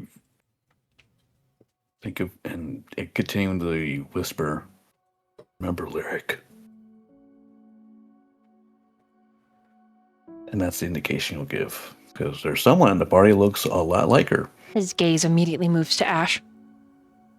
And he blinks hard. Fine. We'll say I believe you. Then you know what has to happen. And he puts his hands on your shoulders. Because there can only be one. May the best Nicodemus win. And he shoves you back. You have to kill him. But he will hold all of his punches against his daughter. He will not hurt her. Because he believes that what you said to him is true. Damn him, and it's because of that strange connection that's causing both of you to take bleed damage every round. 1d4. On top of Serenity's damage. For Sudi/Brunetti. Go ahead and finish your turn. How many actions was it to do that? Just one. Okay. He And wants you to prove that you're the better Nick to handle this. yeah, but I'm gonna hate you a lot more than they probably hate me. Let's stick to them, please.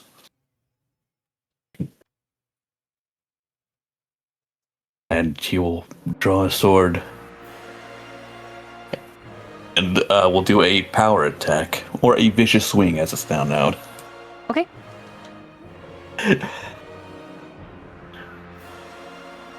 I will use a hero point for that.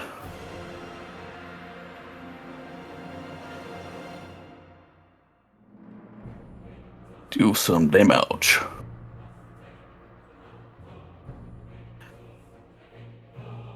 Alright.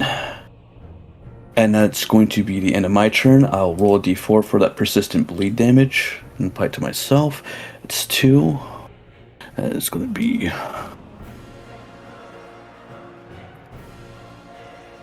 And,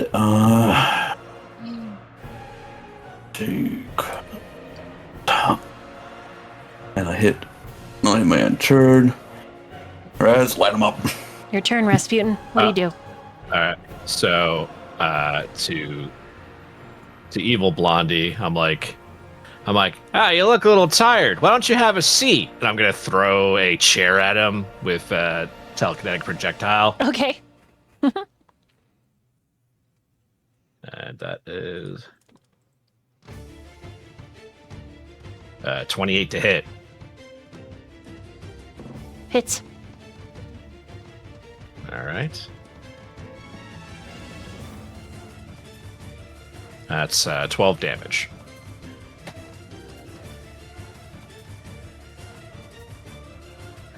I just like to imagine they had this tender moment, then all of a sudden a chair just fucking flies across the room and smacks him in the head.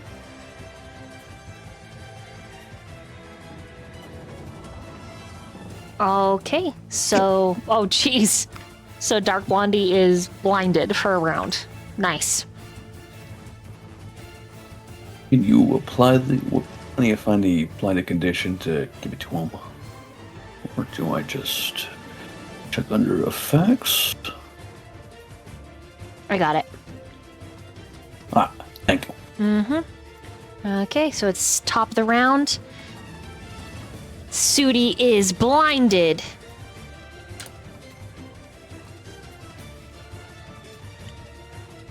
You will,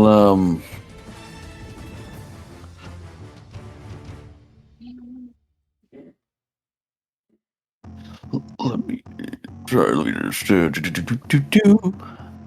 quick, I did use my movement just to move a little bit more to the left. Got it. Was there anything else for your turn? I'm so sorry. No, that was it.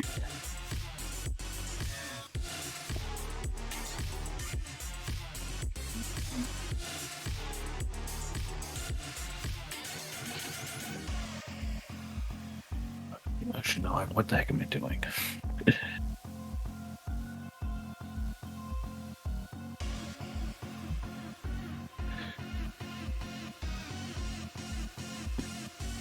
When it's Sudi's turn. Okay, he is going to attack Blondie.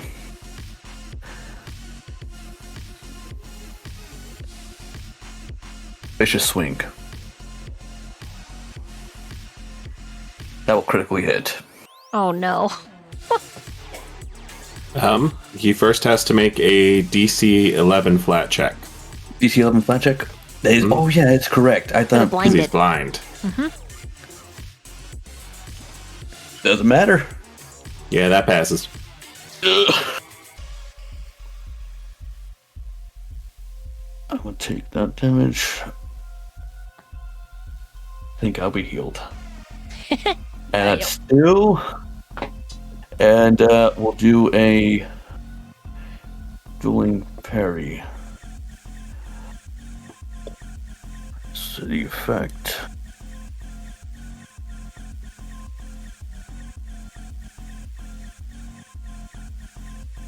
And I will hit and turn right now. Okay.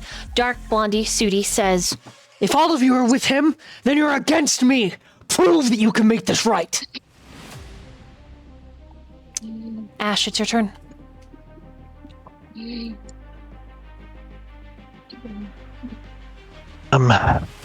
Ash gonna being that major hit. Don't touch my dad. And a giant flaming sword appears in her hand, and she's gonna swing with a 10-foot reach with ignition as a melee. You have guidance too. I don't think you used it. All right, go attack, roll. I'm gonna hero point on that. Okay. Is this your last one? My last one. Got it.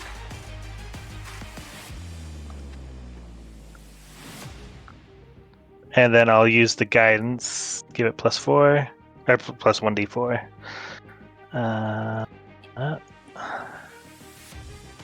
It's only 21. Yeah, it's gonna miss. Yeah. Okay, yeah, no, it's regular miss, thank God. Well, he pulls his punches, yeah. Yeah, anything that he would do to hurt Ash, he doesn't. He refuses. And then she's gonna swear very unladylike and cast shield. Unless because she doesn't know he's not gonna hurt her yet. Correct. So yeah, she'll cast shield. Anything else for her turn? That's it. Serenity, your move. Right. Serenity's going to go ahead and take another guarded step. So she can flank Blondie here.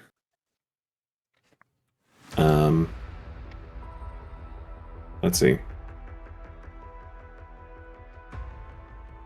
Hold on just one sec. I'm trying to figure out. Okay, so undetected.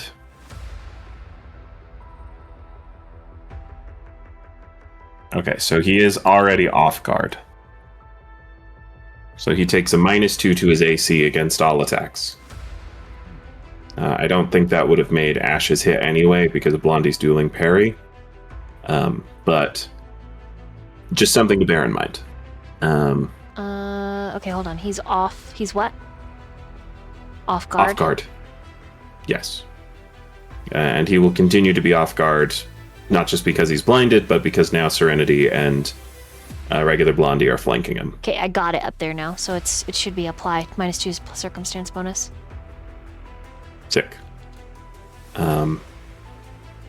Serenity is going to then go ahead and she cannot spell strike again until she either focuses or does something else.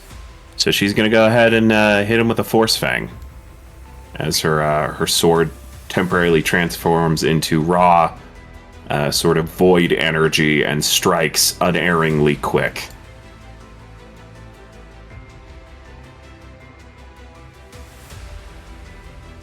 Dealing 7 force damage.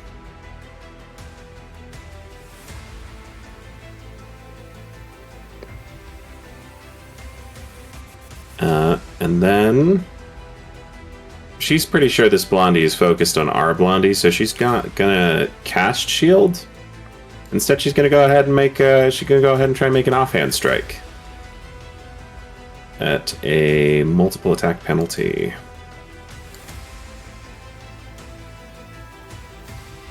Uh, 29 is Blondie's armor is not 19, so that'll Okay.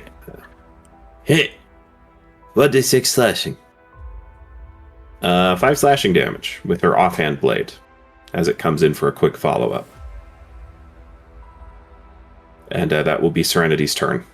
Just a flurry of slashing attacks. Got it. Okay. So that is Sister Will's turn, correct? I think so. Yep. It sounds like it makes sense. Sister Will is going to put her hand on her symbol of Pharasma at her waist, and she's going to cast Bless, which will be a 15-foot emanation around her, which I don't know how to set. I mean, I think everyone gets hit by it, though, in this little room. Did you I think we all have to... I think everyone has to Oh, I did. Oh, There it is. nope, not you. Hey-o. Everyone... Yeah, it's a... Whoop, sorry. It's like a blue spiral that just kind of shimmers on the floor and touches each of her party members. Rasputin is barely out of range. If you moved here and then cast it, it would hit him. You should probably, stop walking away from people. When you are away. You should mind your own goddamn business. Anyway, cast guidance on Blondie, and she's done. Which one? You know what? Evil I said Blondie, not Brunetti. Maybe next time, Raz. Finger guns.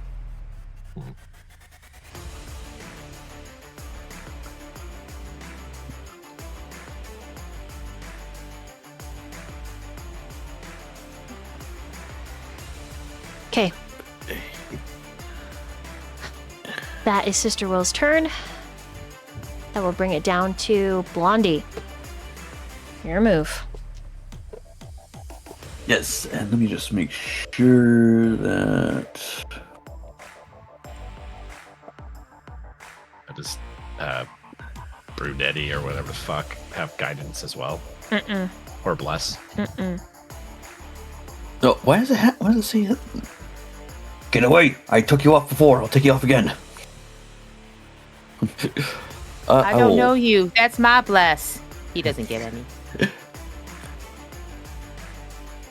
Okay, this is the correct one.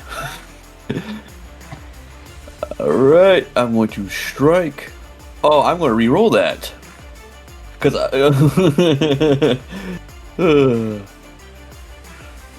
that's a hit. Come on, Blondie. Don't let Brunetti show you up. Too late. City's already winning.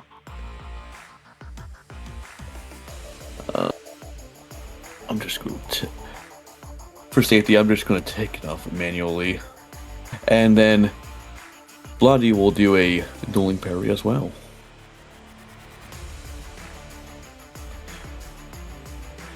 And that's 2 actions, and an action to do dueling parry. I am my twine. Okie dokie. Rasputin. Oh, look, another chair. I'm gonna throw another chair at him. Okay, and you've got guidance and that bless.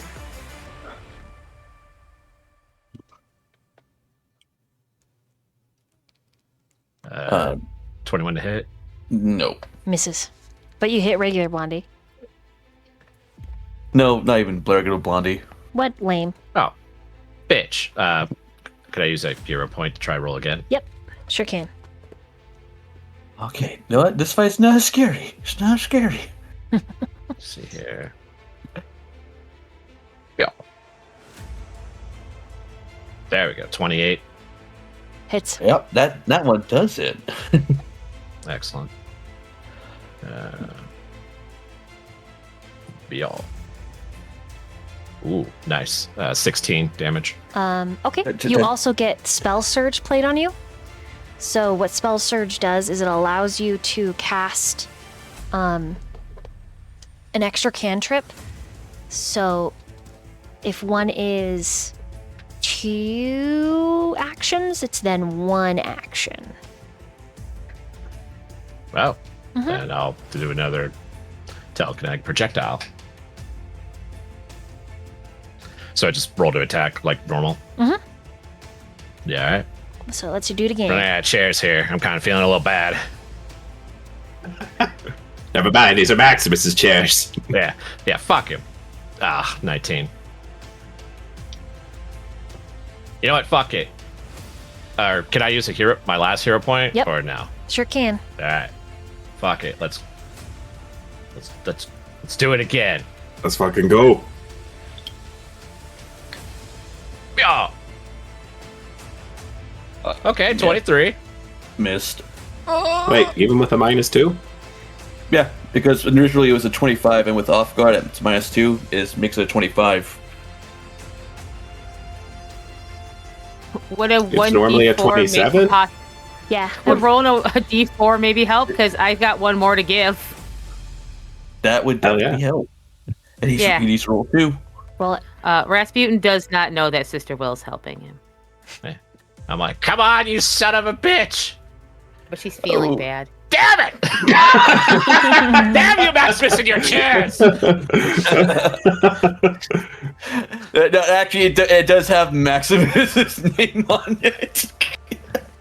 Yeah, it's the only joy I felt, just breaking his furniture that he probably built himself.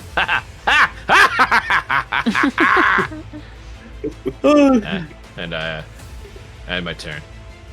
okay. At Dark Blondie's turn, I need no, everyone can notice because you're all focused on him, but he stutters forward and his nose starts bleeding even more aggressively, and his eyes become bloodshot, and he looks really strung out all of a sudden, like it's just the vapors coming onto him.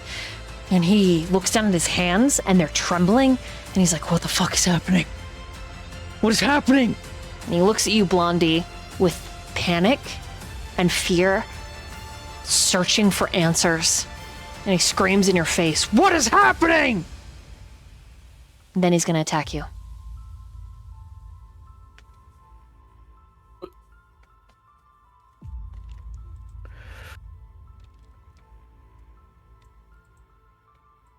Wait, Yeah. he's getting all the. What? He's getting all the stuff still. All the bleed? Well, no, the blesses and whatnot. Yeah, I don't know why. Another vicious swing. Why does Sudi keeps on critting? Guys, Blondie's going down. No, he isn't. Why? Because Serenity's gonna use her special move. Her familiar immediately jumps off of her shoulder as you go to fall, and she calls out Blondie's name. And Lady Fleur says, "Not today. Not today, Blondie. Stay on your feet." And you get your wounded condition increases by 1, and you gain hit points equal to my level, so you regain 5 HP. Yay! Hooray! So you're at 5 HP. I'm going. Sudi's gonna reapply dueling parry.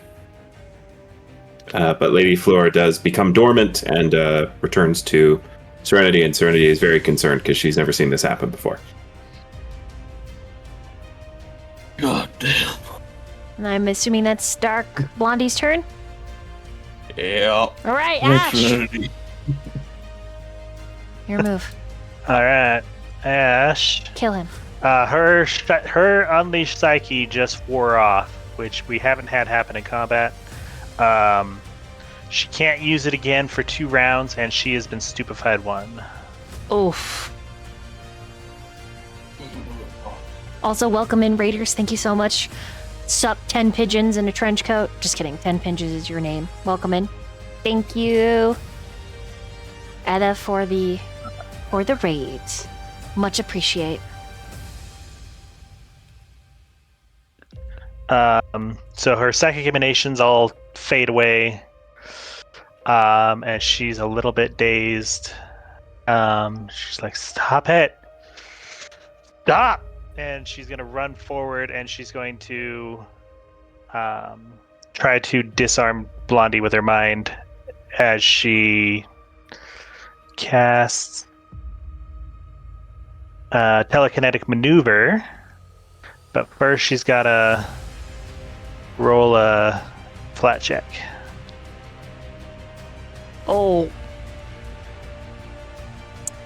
I think she keeps her spell point, but the spell fails.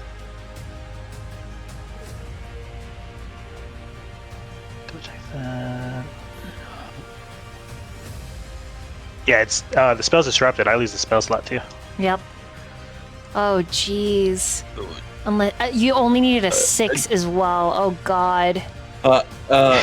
May I give my hero point? Yeah. So you can Ash. re-roll that flat check. Yep, Ash, you may have my hero point. There we go. Now she'll roll to disarm against the reflex DC. Against their reflex DC. What's their reflex DC? 22. 23. Just checking. That's auto tracking the bless, right? It should be. Yeah. It's blessed. Okay, I just wanted Foundry to make sure. gets a little Okay. weird, but it should be, yeah. Yeah, it shows me it's there. both. It's got the blessed, it's got the stupefied, Okay, cool. Okay. Oh, yeah. trained, and Stupefied blood. Oh, because, yeah, trained charisma. I see. Yep, it does. Okay, so she knocks his sword and sends it flying. Like regular Blondie? The bad Blondie. Oh, Blondie. One, whichever one's dad shaped. Okay, anything else for your turn, Ash? No, that'll be all my actions. All right, Serenity. Serenity is a little appalled by her little familiar, but we are in the middle of a fight with somebody who nearly killed Blondie, so she is going to snarl somewhat savagely, and then try and hit him with a spell strike. It's honest work. 32, that's a hit.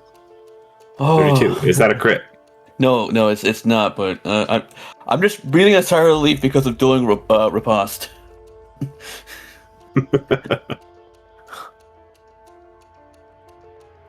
Bad news bears all around.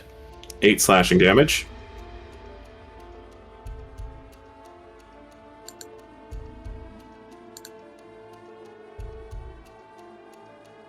And 13 slashing with 4 persistent bleed.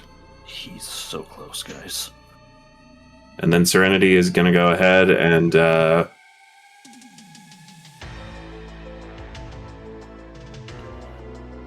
pick up his sword. I guess, is it just lying on the ground? Yeah. Spell doesn't say it's flying, it's just disarmed, so. Cool. Then I think Serenity's actually going to use her move to catch the sword with one of the tips of her blades and send it spinning. Okay. Probably just like... Because were the two Blondies communicating mentally or verbally? Verbally, as far as I'm aware. They just were having a mental connection. Okay, in which case Serenity's actually going to kick the sword over behind... Ash. Behind Ash. Okay. Yeah. Hey.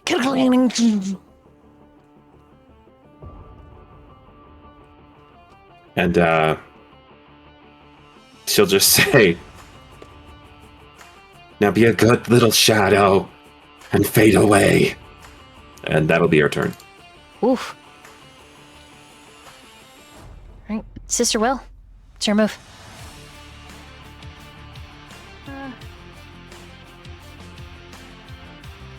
She's going to close her eyes and manifest this divine lance in her hands and give a little prayer and throw it at Brunetti. So I think I just hit attack first.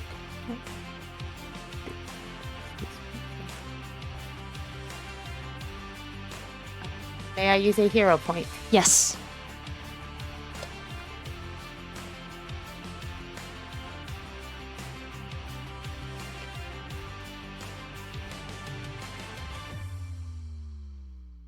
Oh, okay.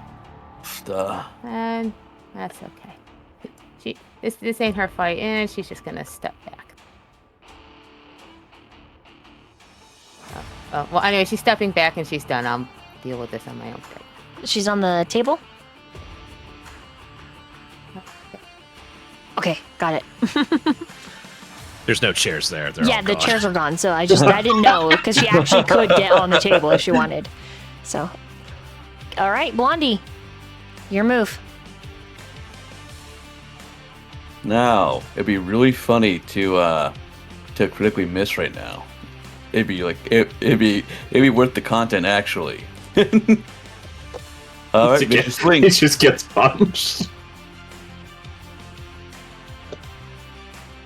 Oh. You know what? I'm a slut. What? What? Wait, Hell yeah, what? brother. I said you heard me. Yeah, but wait, What a why? powerful statement. Wait, what? Whoa, hold on. What do you slut for? Technical question: does he get to keep dueling parry if he loses his weapon? Actually, that is a good I don't think question. so. No, because there's Probably unless he not, has like yeah. knife hands. Like no. This Blondie has no hands. Oh fuck, we're fighting Cypher. No. Actually, his hair, City's hair actually starts growing longer and longer, and all his hands become scissors. Oh no! Edward Scissorhands. I may have played the D6 card. Okay, so go ahead and add a d6. I see what you mean when you say you're a slut. It's for the stream loots. I get it. Yeah. Wait, this is Hell the yeah, Bane. dirty The girl. Bane is minus 1d6. Oh wait, this is the Bane? Yeah, you played a Bane, so you're minusing 1d6? Or... No. Oh, it was the one on the bottom. Alright, I gave back the card, because I'm nice. I understand. Then I'll spend it, and, well, it misses, and I'm just going to do a one last strike at a severe disadvantage. Wait. Can I give The a hero Wolfman point? gave a tier sub to a 1d4. So yes, that's a 1d4. Yep. I got stuff. Thank you. That is just enough. Oh. Hell yeah. You gotta play the right d6 card, though.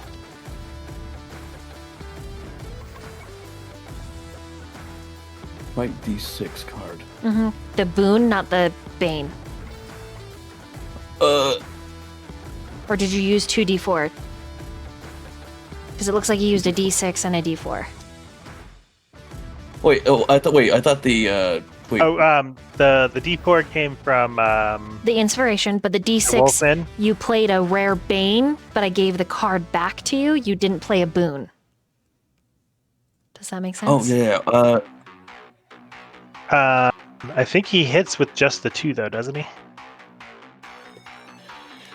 I don't think If he so. lost, I if think he the lost armor- the, Yeah, because the armor class is 25. Correct. but he doesn't lost hit. the dueling parry. Right. But he's also Oh, off yeah! guard. 3. Oh yeah. No, I wouldn't have doing parry, so I wouldn't. So I would have to take AC that off. should be 23. Oh, Or yeah. is it even lower because you're also off guard? Let me take that off. Yeah. It should be 4 minus whatever it was with dueling parry. Yeah. So it says AC I don't have 23. Yeah. And I thought I had the D6 ones. I apologize. You're okay. So the D. Okay, I understood now. Everything is right in the world. You hit. How much damage? Yeah, did you? I was like, 17. "Woo." Yeah, and that is just enough. My rest of the HP I had was 15. Hell yeah. Okay, you drop him.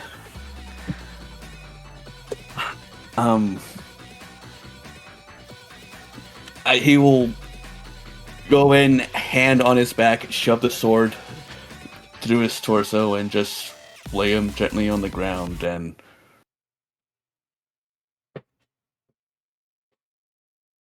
Sooty will look up at Blondie and say, "I feel like we're just mistakes."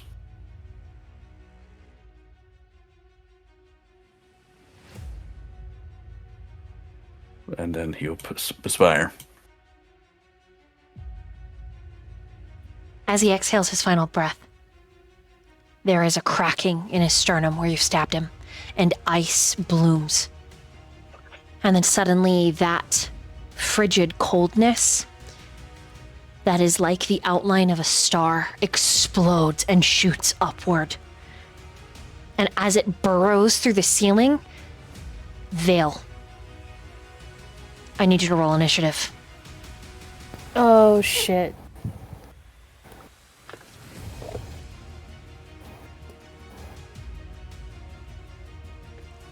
Oh, Oh, let me Tell me toggle. roll Let me because- toggle combat for you really quick. I'm just gonna put you in here. you don't have to. Just I mean, ignore. like, no Okay, pressure. go ahead and roll now. Let's see. Oh, do I have to do it in the initiative tracker or just in general? Just in general, I can change it if you. Okay, sorry. If you're good. Oh, that did twice. Lower 23.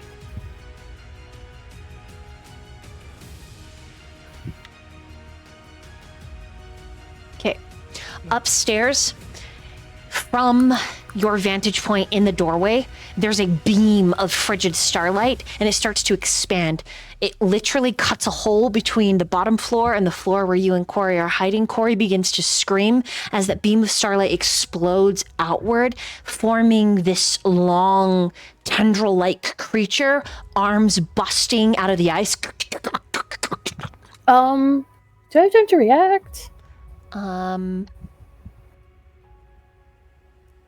Technically, yes, because you did roll higher. But this creature, when it does fully form, looks like a cross between a giant centipede and a snake, not unlike the ones you fought that belonged to Cal. So what would you like to do before I change the battle bedroom? Yeah. I kind of want to get the fuck out of there. Can I grab Corey? You will have as it's forming? It'll be a disadvantage because she's invisible. Yeah, that's a good point. Shit. I don't know. It just came out of the floor. Fuck. I'm like panicking. Oh god. I froze. I think get in the doorway first to impose. I'll be closer to her and then see how it reacts and what it's doing, I guess. I'll just move. Okay, you move to where you think she is. Yeah, kind of to the side. Okay, it attacks. And it's gonna attack. Me? Yep. Okay. Cool, I can draw his attention. Alright, but before we start this battle, we're gonna BRB. Because as this creature attacks you, Corey screams, "No, Dad!" God, and she's gonna attack damn it. No! Oh god, not again!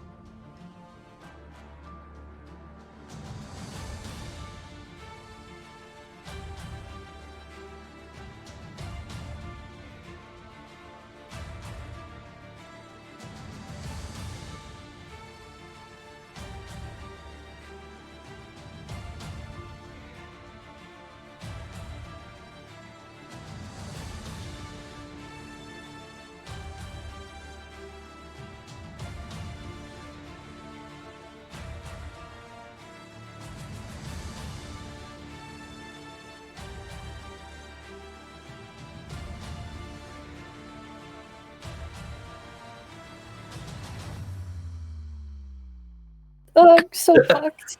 I'm so fucked, guys. And we're back.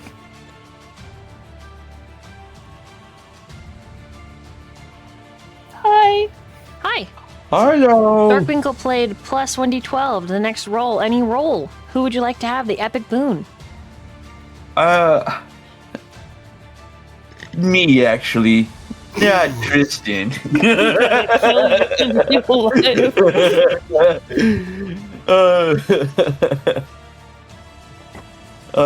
Yeah, no, Tristan Vale. And I will activate my trap card. Damn Yu-Gi-Oh references. For the weird centipede freak. Why do I have the spell effect protection on me? Oh, that was from last combat. It should have by now fallen off. Sometimes it's dumb. Did you just Oh, play Epic okay. Bane on Tristan? No, on the centipede. Oh, okay. Oh my God. I was like, you fuck. That would be funny. Wait, it showed. Wait, does it show I played it twice? It does. I don't. There's a discrepancy. I've got to try to fix it, but I'm not sure what's going on. But Streamloots is being a bitch. Don't worry, because only had that one. So, plus D12 for Tristan and minus D12 for Big Bug of Scary Dreams. Okay, but And I'm sure that'll be everything we need. that's all. Yep, that's it. That's everything you need to make this work. Okay, Tristan, your move. Okay, so can we the centipede comes out of the ground. As it's coming out of the ground, Vale's running forward but doesn't really know what to do, so he stalls, I guess, next to the door or kind of next to where he thinks Corey is, and then the thing tries to attack him. Right? Yep. And then Corey's like, "No, Dad!" But there's a and I'm hole like, "Oh, flashbacks." Down, literally, you can see your party members. Oh, okay. How big is it compared to me? It's really long. So Oh, it's can I this get a wide, tap? but it's really long. 15 feet thick, but So I can't tackle it back into the hole, can I? you think it would be a nice, rowdy, bucking bronco experience if you tried to tackle it. But that's not a no. It's not a no. You could always critical. I am going to try. I'm gonna try to tackle the fucking crappy centipede. Okay. I'm trying to get it back in that fucking hole. Okay. I need to get it away from my child. Holy shit. It's your move. Would that be an athletics? Sure would. Okay, and I have a plus 12 to this, right? Yep.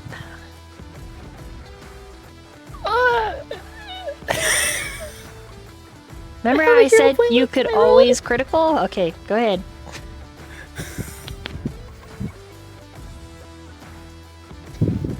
God, why are you against me? Why have I been forsaken? Tristan, I will just say, I don't think it's God's fault when you take 101 odds and you fail. I think statistics are just against you at that point. Do I have to use the plus 12 now, or can I wait? You can use either to one try of something these. else? Okay. Oh wait, Something rules I'm trying as to- written, you have to use the second result when you hear a point. Yeah. Oh, okay. But you know what? DM rules. No. You can use either one. You're most merciful, my dear DM. Listen. So I was trying to tackle it. I think Vale tries to slam into it and is like, "Oh, that's not gonna fucking work." But I get 3. Is that one? Yes. Action. That is one action. So you get So 2 I'm more. on it. So can I just try to stab it? Yeah. From where I'm at. Yeah. Okay. Thank you. It's very kind of you. Oh God. Where's my? There we go. Let's try to do a strike. And this is my first attack, so it's still a plus 10, I think, right? Now you fucking work. 29. Oh wait, let me see if that criticals.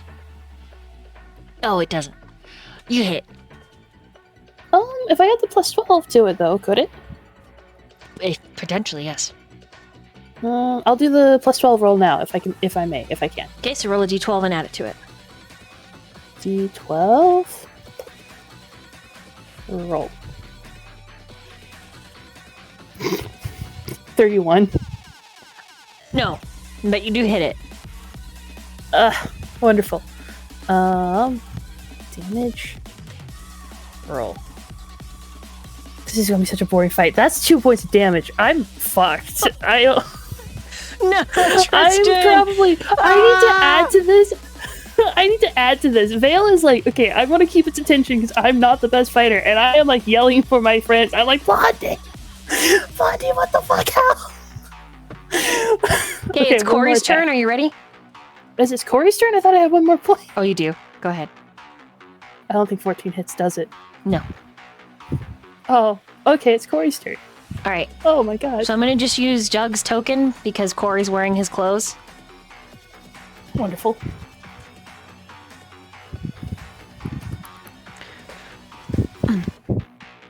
I'm still going to let her go before this thing because she's invisible. Okay, so she comes running out. She's got a letter opener and a squeaky clown nose. She puts the squeaky clown nose on the letter opener, and it transforms into a lance, and she stabs this thing. And what? she just screams, "Father, here, feathers!" What the Everyone fuck? downstairs hears that. She does 16 points of damage to it.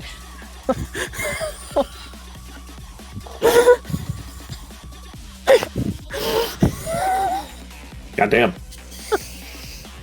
Vale is losing his mind. This is fine. He's fine. This is fine. Then she's my child's use an action to move back onto the bed. And she's like, "Get it! Get it, Dad! Get it!" Now it is the creature's turn. Oh god. I'm gonna be ripped to shreds in front of my child. Just a little.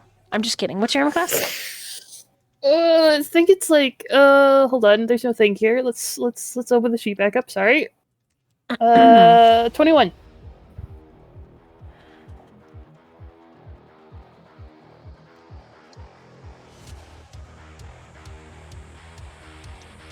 Oh god, this thing is terrible. Oh. Hey, What the fuck are you about to do? so the centipede limbs end in actual 5-fingered hands, and they reach into the icy body that's made of swirling starlight and frigid cold and peel it open. As they do, this glittering miasma and fog breaks out around it. I need you to make a fortitude saving throw. Okay, it's not bad for me. 21.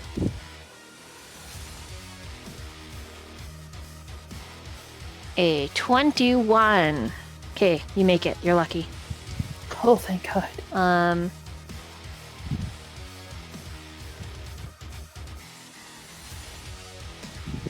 Let's see, or become bloop, bloop, running around. A creature that succeeds is temporary. Okay, got it. Alrighty.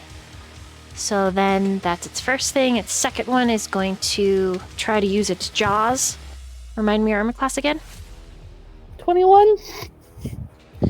Okay, it still hits even with the minus.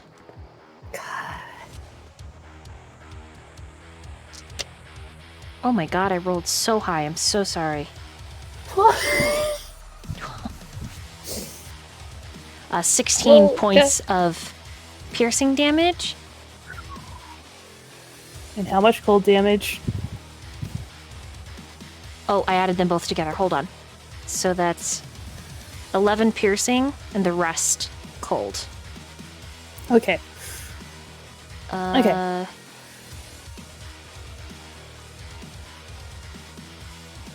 Okay, so I know it has improved grab. So it's going to try to grab you with all its hands.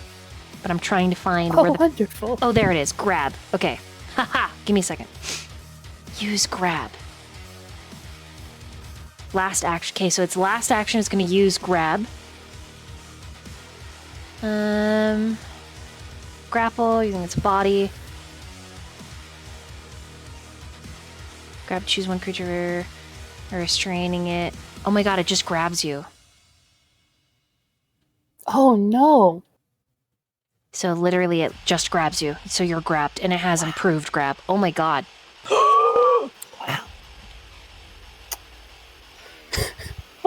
Well, Vale's been a really fun character. Thanks y'all for playing with me. Oh god. Straight up not looking good, brother. It's not. I'm okay with this. As long as I can die defending Corey. That's alright. So I've applied grabbed, and now it is the party's turn. So we are gonna start. Let me go back over here. Ash,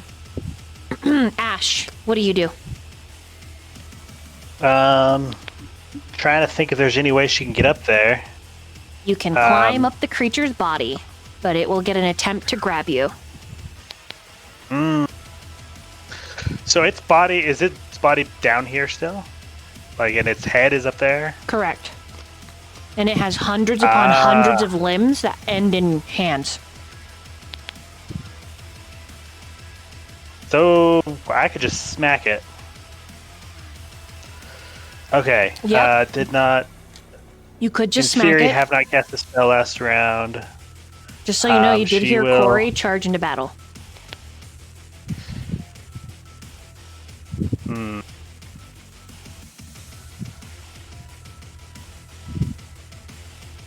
What could she do with? Okay.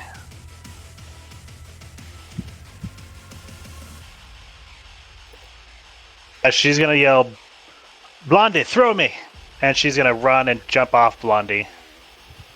So she's gonna take the leap action to jump onto him, and the leap action to jump off of him up into the room.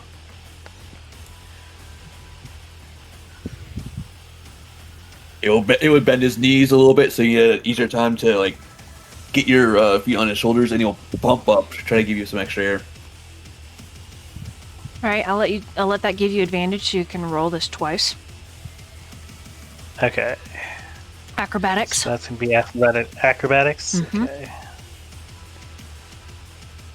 Acrobatics, because you're trying also not to get got while you're getting into its space. When you get to roll Two, twice, 15. you have advantage. and So twice. roll twice. Okay. Which I know is like homebrew, but I don't care. Just roll it. Okay, 18. Okay, we make it up. Alright, that would be 2 jumps and a movement, so that's all I can do on a turn, but Okay, so you are here. There is your token. Go ahead and roll your new initiative, and you can move yourself anywhere in the room because you succeeded on the acrobatics check. okay. I closed my thing. There we go. New initiative. Oh, not stealth this time. Not wounded. I'm touching everything and it's all the wrong things. Thank you. Okay, then we're gonna come down here. And Serenity, it's your turn. Hey. All right. Serenity is going to look up at the hole, and she can kind of see the giant centipede bastard up there, and she's going to use one of her abilities. In this case, she's going to use a spell called Dimensional Assault. So she is standing there 1 second, and then there is a sort of flickering shimmer, almost like a VHS or like an old CRT TV that's been hit too hard. How like the images just go blurry and multicolored for a second, separating from itself. And when in like a flash of light, she's gone. And when she restabilizes from this sort of void warping, she reappears within the creature's reach. Just sort of around it. Preferably on the opposite side of wherever Vale is. You got it. There you are. Cool. And then she gets to immediately make a strike against it as part of her spell. Oh. That is a critical failure. I don't think anything bad happens as a result of that, but that is most definitely a miss. Correct. Oh. That is totally fine. She will eat that. Frankly, her regular attacks don't do that much damage anyway. And rather than risking my spell strike and having to wait another turn at a -4, I'm just going to make a regular attack with her offhand weapon. We'll be getting some striking runes soon. I'm going to guess that 14 also isn't going to hit. No. Okay, even still, Serenity reappears slashing at this thing, and her blades just can't quite find purchase, I don't think.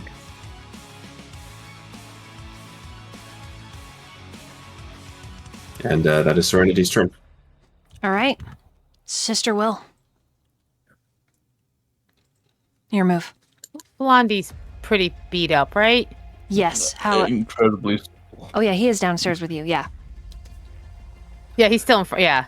Because she's got one charge left with her Staff of Healing. And I'm going to try to do a 2-action heal on Blondie, if it'll let me through. It's weird doing it with the staff. I might just have to. Okay, I think I have to just technically give myself the spell back and then do it. Sorry, 1 second. It's paperwork. Okay, there we go. Okay, so it's the 2-action. And I have a plus 2d4 I got from my holiday card. Yes. For my next healing. Okay. So I'm going to roll this, and then I'll roll the 2d4.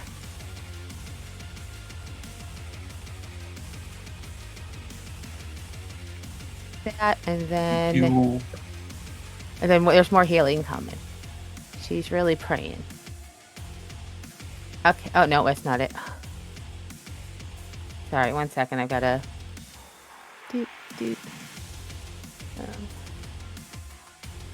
I guess I'll just roll them one at a time, because...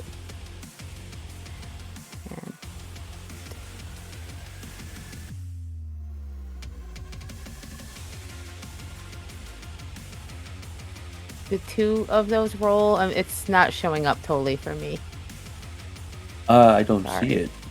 No, it's all Let me weird. try. Okay, let me try again. Oh, that's a good one. There we go.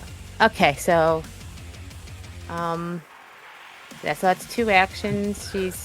She's doing that other she's I think she's like it's hard to fight your own demons, especially when you are your own demon. Do that again. Oh. Thank you. Then in all honesty, Sister Will doesn't really have any special way to get up unless there's, say, stairs.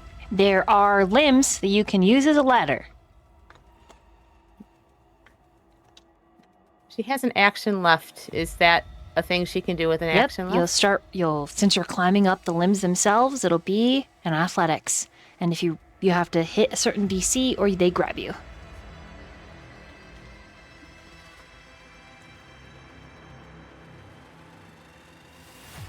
Oh yeah, sorry everybody. You're okay. Kill them, Marcus Bonkus.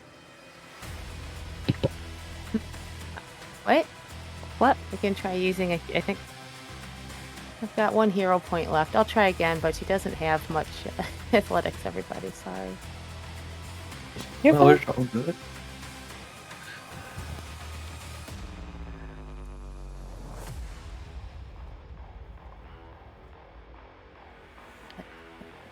Showing up here. That's okay. I won't worry about It it. says you've got a 10. I can see it on the Discord, but not on the actual for. Why does it hate you? I don't know. That's okay. Okay, so you'll I'll figure it out. be grabbed, but you make it literally like into the creature's like square. So you're underneath the hole of the creature. Yeah. And that makes it Blondie. Your move. How far is the hole above me? Like, we see like within 5 feet? The hole is not within 5 feet. That would make it a 5-foot ceiling. Oh, wait. Oh wait, how What was tall I are you? thinking? I guess. How tall are you? 6'1". Okay, so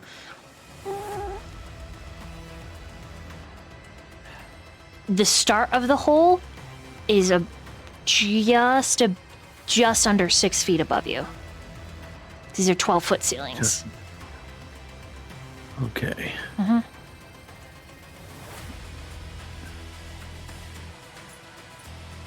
Because I just got the feet rapid mantle. Yeah, you could use an action athletics climb and go still like make it up into the next layer for battle with that. If I'm understanding this thing correctly. Oh, I was essentially hoping just to do like a standing jump, grab the edge, and as part of one action, I could just like get myself up immediately. It's because of this thing taking up all the space. It's still going to be an athletics not to get grabbed. Yeah. Mm-hmm. But it will only take one action either way, using rapid mantle. It's just one. Yep. I rolled that die. 27. All right, you're not grabbed. Let's move you to the other scene. Reroll your initiative. My initiative? Yeah.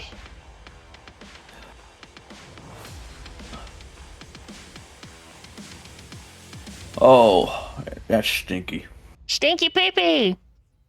Actually, it's just one better than the last one I rolled, I think. Okay, it is your turn. You have 2 more actions.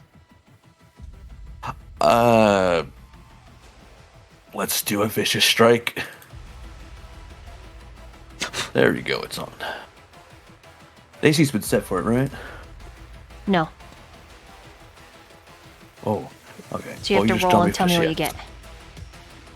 33. That hits. Get the fuck With a- back. It's not a critical, with but it that- does hit. Oh, okay. I say get the fuck back because my house horse is chewing on my arm. Stop it. That would be 19 damage.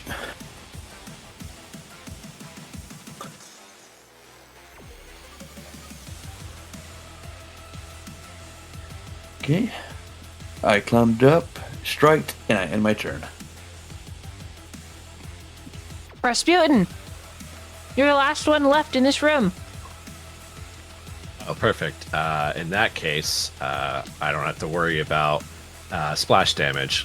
I am going to basically cast Exploding Earth by just getting all like the broken pieces of furniture and like whatever else kind of just like mold together in like a big clump of shit and just chuck it at the body.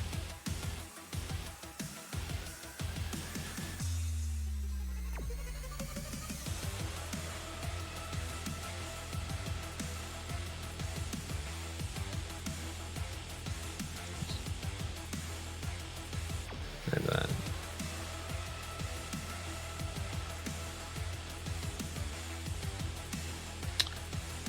that's a 16 to hit. Is it a critical miss when it... Yeah, critical miss. Ah.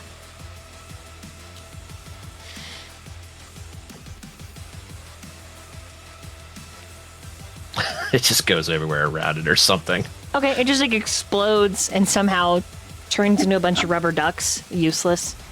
The magic is just like... God damn it, Maximus. Fool. He foiled me again.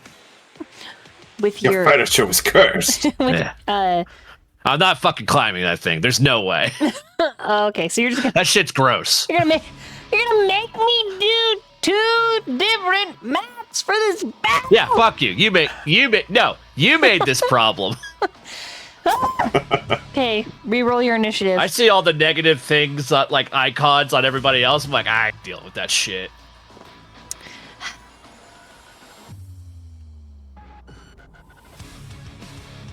Or bring it down here, and then everybody else can come down here. You? No. Okay. Anything else for your turn? No, that's it. All right.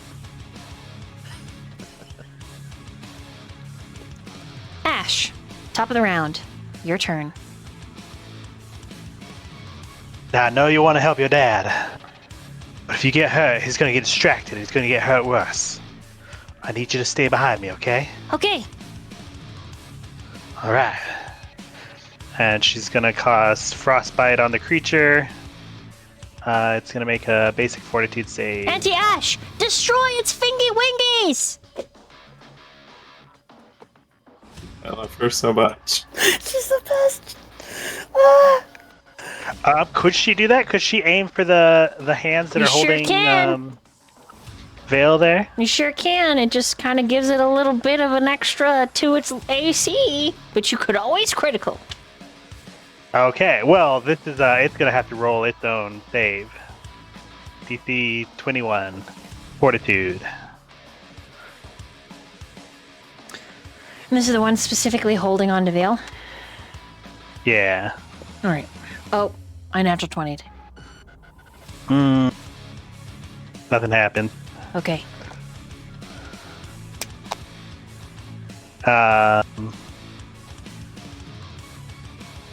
She's gonna. Well, can she do anything for one? She's gonna. Nope, that's two. That's two. That's two. I guess she's casting shield.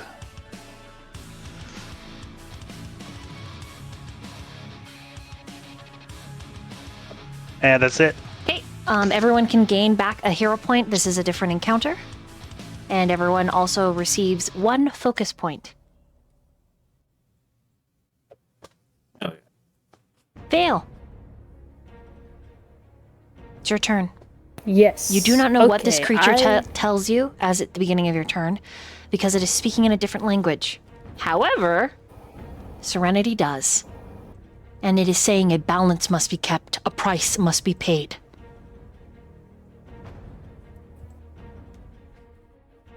Serenity will just call out in common. Then how about you pay it, huh? Then come home. No! Okay, it continues to fight. Vale, your turn.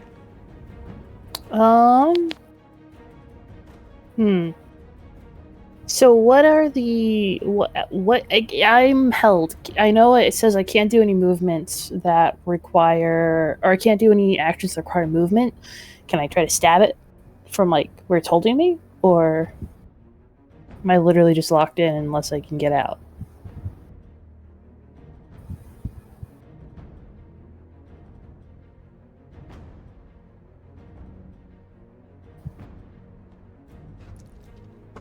It looks like anything that has the move trait. I don't think your attack has the move trait. Hell, Giving you yeah. off guard and immobilized conditions. You attempt to manipulate action while grabbed. You must succeed a flat check of 5. So in order to hit it, you just roll a flat d20 to get above a 5 to hit it, I think. Yeah, to then be able to attack. Otherwise, you lose the attack and the action. Correct. Okay, so you do hit. You rolled a 19. The next thing is roll the check after spending the action. Okay, so it doesn't like, but before the effects are applied. Okay, so you spend the action. You rolled it. Go ahead and ow! My house gremlin just tried to bite my house horse and bit me instead. Stop! 28 to hit. That hits. Roll your damage. Kill him. And remind me what a focus point is? That's your, the spell. That's how you use Leon Hands. Yeah. Ah, so I use the land hands. Cool. Sorry, I know some people use a focus. I thought maybe, never mind. Doesn't matter. 5 damage. Why do you do such shit damage? Why? We need to change this. Because you said for us to not min-max, and I took that to heart, so I'd be your favorite player. We need to get Vale an elven curve blade with a striking rune on it. That'll solve a lot of problems. Also, in my defense, it does fit Vale's character, because he was like a fucking rogue up until this point, and now he's a champion, and he doesn't really know what to do with his sword. He's just doing his best. Okay, guys, lay off. No, he does great with his sword. It's the other thing he holds that he does really bad with. Shush. Okay, can I try to stab it again? I mean, I have nothing else to do here. Yes, you can. If your child dies, it's your fault, and I hope you know that. I hate you. I can't, like, what will lifting my shield do in this instance? It will prevent you from taking additional damage that you wouldn't need to otherwise take, and keep you in the fight longer. Shut up. DM, was rolling that first dice an action? Or was that just to see? Okay, never mind. 21 to hit. 21 does not hit. Damn it. Alright. Okay, is the giant creature's turn? It is going to... Oh, God. It's going to continue. It's a free action triggered by a hit with an initial attack. Action to extend the duration of a creature it's already grabbed. Okay, so to use an action to extend the grab on everyone.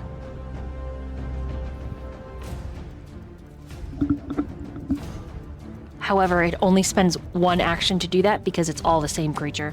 The hands do like try to reach out and grab Rasputin, but he's so far in the layer below that it can't reach him, but it's mad. It's pissed. Those of you that are just moving... Okay, no. Everybody else except for Vale. I need everyone to roll a fortitude save. The aura, it's like a desiccation. Like this cold and necrotic burning and freezing your nostrils, your lungs. And it smells like frozen death. So, everybody except for Tristan, please roll fortitude. Me as well? Correct. Because it's seeping from all over.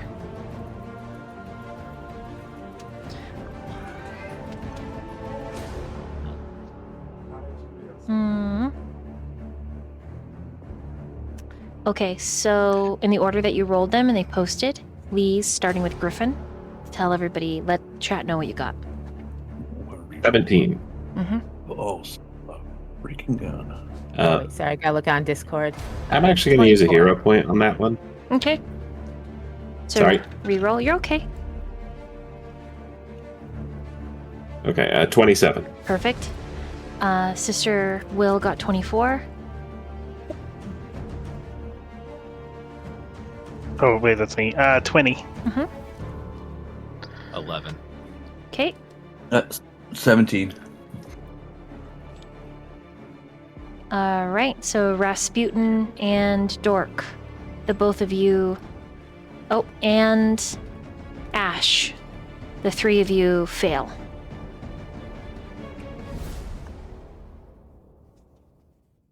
So you are enfeebled 1 and slowed 1 from the colds. Okay. So let me roll 1d4. All right. For 2 rounds, you are enfeebled 1 and slowed 1. So let me... That is going to be Ash.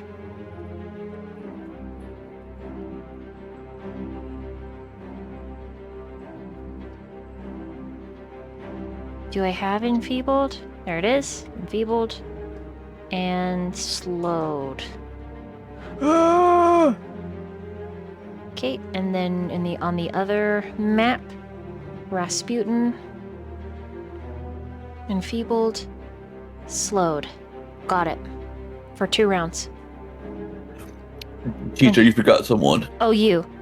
Enfeebled and slowed. Thank you for reminding me. Everyone can have another hero point for you reminding me. Okay. The creature... Okay, it's third and last action. It's going to attempt to... I think engulf somebody that it is holding. So it's gonna attempt to... Who does it have grabbed? Vale and... Yeah, it's gonna try to engulf Vale. Let's go. Alright, so reflex save, Vale. What? Does perchance have a manipulate tag on that? Ambulate? Manipulate. I'm looking. Hold on. Oh, it cannot engulf. It cannot. Sorry, it cannot. It takes too many actions. I'm not seeing manipulate, but I'm assuming that it does. Details. Double check me. Rules. So it's from the bestiary ability glossary. So,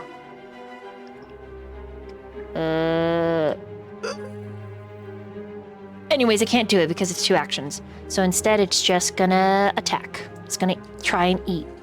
It's gonna bite. All right, Vale, what's your armor class? Oh, wonderful. I lied to you. A natural 1 doesn't hit you. Fucker. Okay. Okay. Blondie, your turn. I may be enfeebled, but I'm also enfeebled. Enfeebled is gross. Especially for Blondie, that is like one of the worst ones to get. But I will do a vicious strike. Okay. I'm so vicious. Oh, does that 35? That hits. But not critical. Almost. It's so close. If you had a D4, you could critical.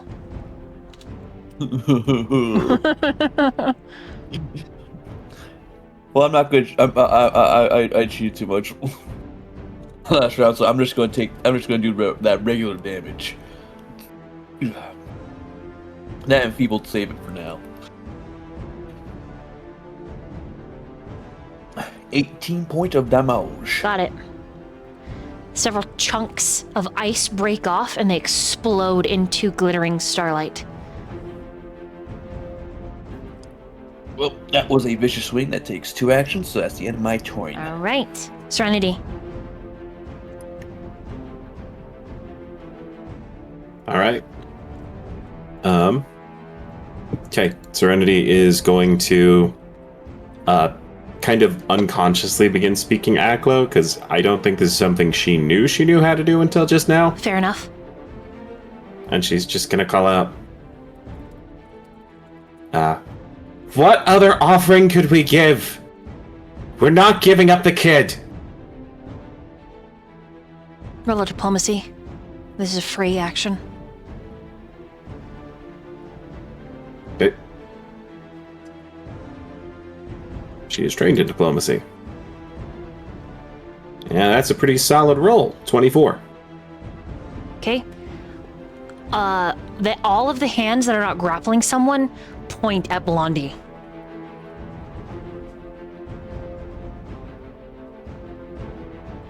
Okay, could we pick something else? I don't want to give him up either. Okay, as you say that, they clench into fists, and then in ℙ𝕒𝕒𝕚 it says, home. I don't even know what that means. Your stuffed animal. I'm not ready to go. Your stuffed animal says, just kill it, Serenity! But there's something in the voice. Sounds like fear. That's gonna shake her, because Sir Shiloh is absolutely fearless. So if he's afraid, then Serenity is right. Like she's not. Yeah. Okay. She's gonna lock in. Her ears flatten out against her head, and she growls, and she's gonna hit it. Just imagine the XP you're gonna get when you kill this thing. Hell yeah. It looks rough. Does a 27 hit? Yes. Excellent. Okie dokie. That's good damage. 8 slashing. And then we're gonna, because this thing hasn't been like resistant to physical damage, right? No, doesn't seem like it seems like all our resistant to attacks any. come through. Yes. Sick. There we go. That's the money. All right, so 8 slashing, and then an additional 20 slashing or 16 slashing, I guess, and no, yeah, just 20 slashing, and then 4 persistent bleeding. So 28 slashing damage as she tears into this thing with her claw and swords. Much persistent bleeding? 4. Okay, forgive all the noise in the background. Okay. And then because Serenity doesn't have to move, she's going to go ahead and do something she hasn't had the chance to use quite yet, that is an important part of her build, and enter an Arcane Cascade stance. So she channels part of her, let's see. Here we go. She channels part of her spell into her own attacks as she begins a sort of almost skipping dance. And void energy begins to wreathe her movements and her blades, following after her like an after image. And she now does additional void damage on her hits. Hey. That is Serenity's turn. All right, it's Corey's turn. Corey is gonna pull out a whole handful of plastic flowers and start spraying water on everybody.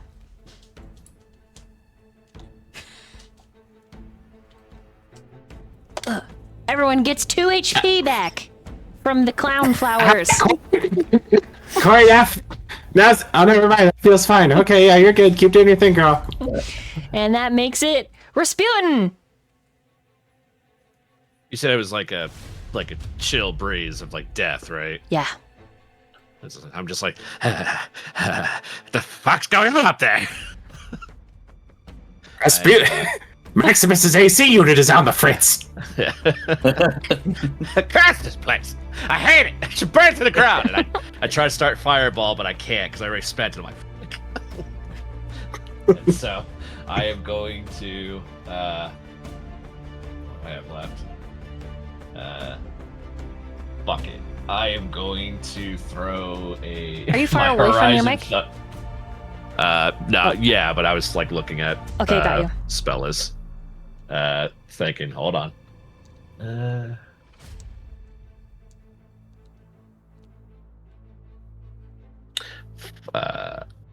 I think I said, I don't know why I wasn't spent. I think I used that last time. So let's be honest, I did. I'm pretty sure I did. So fuck it. I am going to look at maybe some like broken pieces of like furniture, like looking for something sharp as I do telekinetic projectile, but for like piercing damage is what I'm going for, Okay. and try and like hit the body. All right, it's going to use Catch Rock. Well, that'd be weird because I'm throwing a piece of a wooden chair. It's not a rock. Come on. Okay. Okay. Fine. But I got a 23 to hit.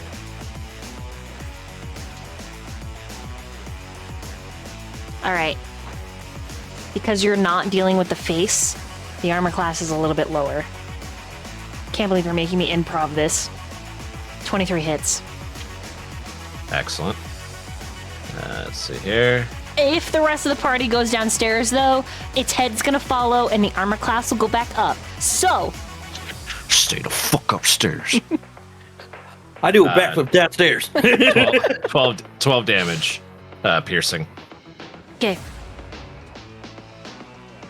The chair And, stabs through some of the chitin, and it lets out this little hissing sound, almost like a pressure valve. And that's going to be the end of my turn. Okay. You hear a voice that sounds familiar. You're so cool, Rasputin. But it's just a whisper for just a moment. No, hell. Ah, fuck. I'm hearing Ash! voices. Maybe I am dying. All right, so this thing is pretty tall, right? Yes. So I should, with a reach of 10, be able to make a melee check against it over Vale's head. It's tall, but not wide.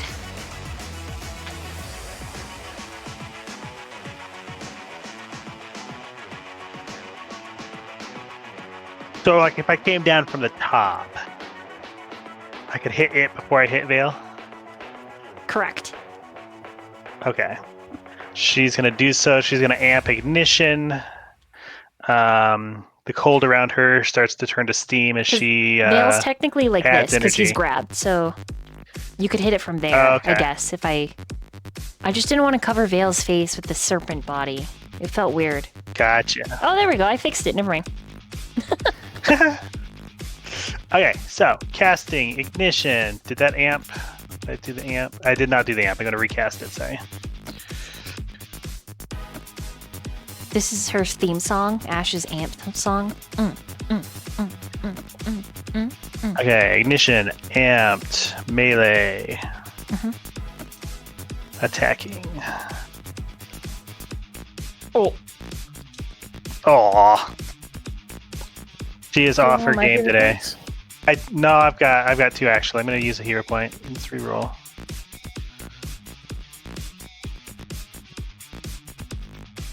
Hits. All right, Let's fucking go. let's roll damage. 3d12 plus 6. I just- 25 damage and 6 splash damage. Sorry. Oh my god. So splash. Everyone else will take splash damage. Yeah. Okay, so And I think- Serenity, Sister Will, and Blondie. Yeah. I just thought of something crazy. What if this was a mother? And that's why the AC is lower on the bottom for Rasputin. Okay, that's enough. Anyways, Terrible. You say such things. We hear screaming as our squishy wizard is eaten alive by 1,000 babies. Get them in here! that's crazy. Question. Okay, yes, Do I take the 6 splash damage as well? I assume so, since we're like right yes, and Serenity does check. as well. How much splash damage? 6. 6? Oh, that must have been a big hit. All right. I'll do it for you. There you go. I did it on D&D Beyond. Okay, I mean I did on Foundry. Gotcha. Go ahead. Anything else for your turn?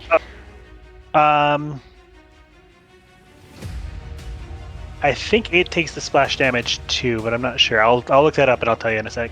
I had it take it, Okay, but go ahead and look it up and let me know. I'll let you know. But because I'm slowed, that's all I can do. Vale, your turn. Okay. I'll try to stab it. I have to pass the roll first, right? D20? Yeah, the flat 5. Flat 5. 19, let's go.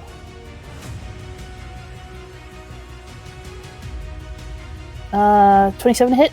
Hits.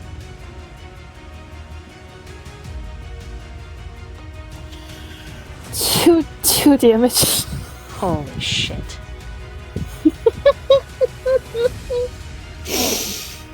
Let's see. It's fine. Do you want to raise the shields? Nah. Set a good example for your child. Stab it until it stops moving. Yes, excellent. 25 to hit. Nope. Doesn't hit? Mm-mm. Oh, that hurts. Okay, middle of my turn. Okay, it's a giant creature's turn. Yes. Quick question is has it been 2 turns yet? No.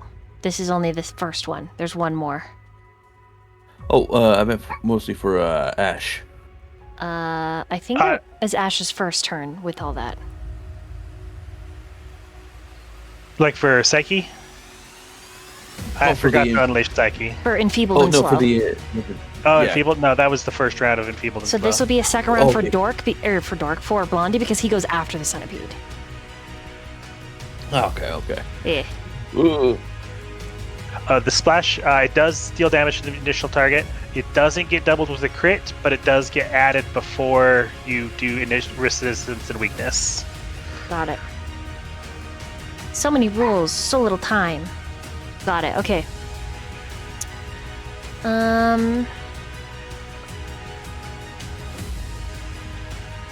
So the creature is going to use one action to continue grabbing everybody. And then its last 2 actions is going to start attacking people. Okay. Vale, what's your armor class?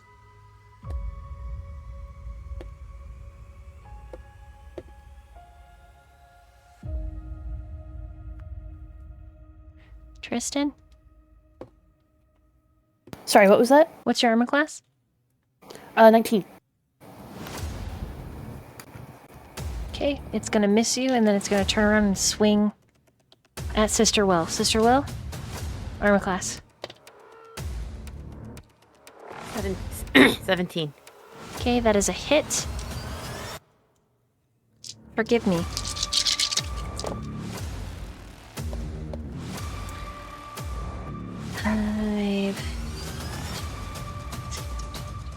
Okay, so that is going to be 15 points of piercing,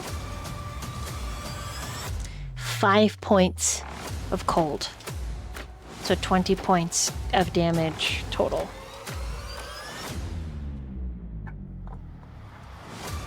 Oh, my dice!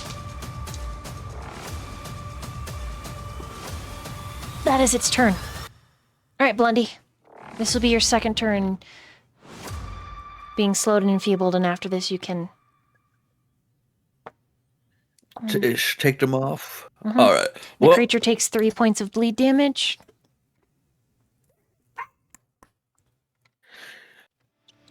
Okay, well, I'm going to keep on doing the same thing I've been doing. Okay, how... So they 27 hits, right? Say that again, I'm so sorry. Oh, 27 hits, right? Correct. Okay. Here is the damage roll.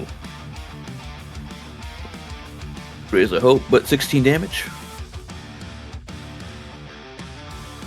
Ooh, it looks very rough. Not good. Huge chunks of ice have fallen off. The miasma of, like, frigid cold fog that's been permeating the room starts to sputter. It's no longer leaking as viciously. Oh, okay. Well, I'm gonna take off those thingies now. Ciao. And I end my turn. All right, Serenity, your move. Okay. Okay, Serenity used her spell attack last turn, so she needs to just go ahead and use something else. So she's going to attack with her main hand weapon.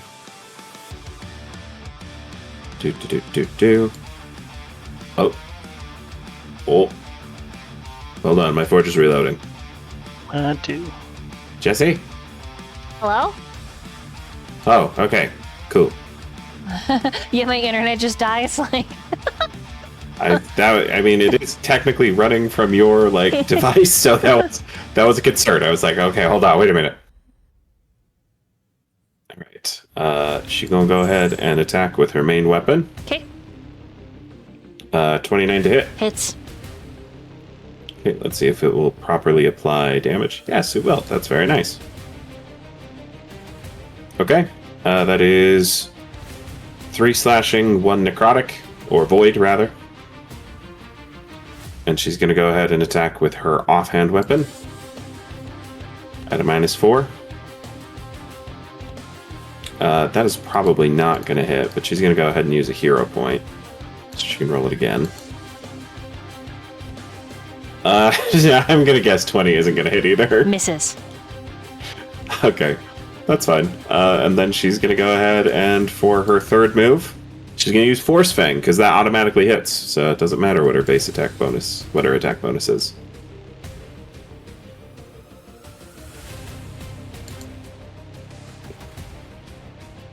Okay, and then 9 force damage.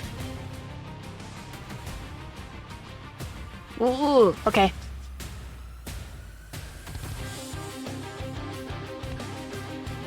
Anything else for your turn? That is it for Serenity's turn. That was all 3 actions. Okay. Corey puts back on her little party clown hat and turns invisible. That's her whole turn. All right, Rasputin. It's your move. Oh, all right. Let's see here. I will try and throw another sharp piece of broken furniture at its body.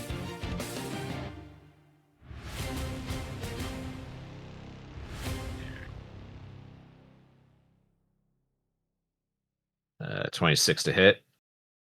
Hits. All right, and then that is... Where'd it go?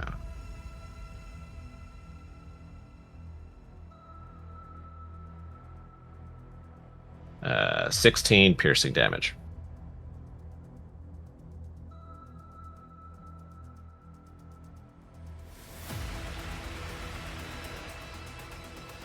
Sorry, how much damage do you do? 16. How do you want to do this? Hell yeah. Oh my god. I somehow, like a trick shot, like Robin Hood trick shot, I throw the piece of broken furniture in the exact same spot that like I stuck the first piece of like broken furniture in it, so it just like digs deeper into the body, and like I don't know, maybe I just hit like an artery or some vital like organ inside it, and it just like, yeah, I don't know. I'm thinking it just starts to collapse. Okay, not only does it collapse, it breaks like a glacier. Deep, cracking noises that reverberate through the entire home until it's gone.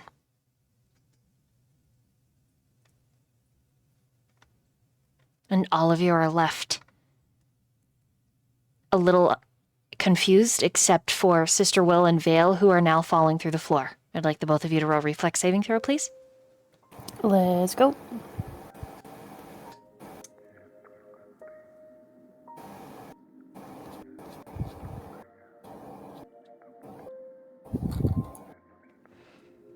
All right. 17. So Vale, you are going to take 2d6 points of damage as Sister Will falls on top of you.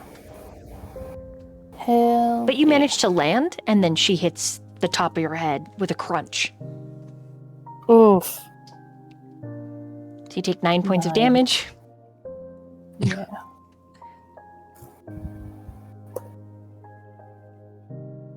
The first thing that any of you hear is the clown nose, and the shoes. Daddy, we did it! We killed everything that was evil! And she takes the clown hat off, so she's visible. Is she looking over like the edge of the hole? Yep. Down to where I'm sprawled on the ground? Yep. Just like, I try to like, it's just like a weak thumbs up. Like, hell yeah, we did.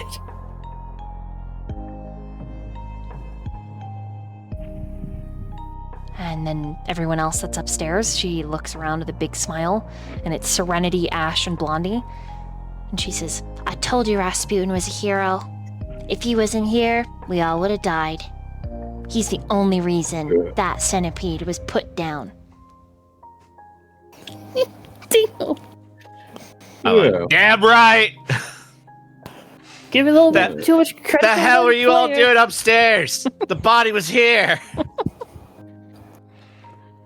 Hey, Rasputin, the hero, shut up. Yeah, you're just jealous I got the kill. But it's fucking cold in here. Sorry, freaking cold in here. No, I swear it's fine. She's heard worse. It's okay. Yeah. Also, am I still enfeebled and slow? Nope, it leaves. Ah.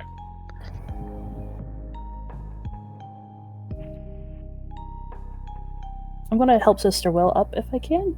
Or maybe she just help me up. Yeah, I make no attempt to help you guys up.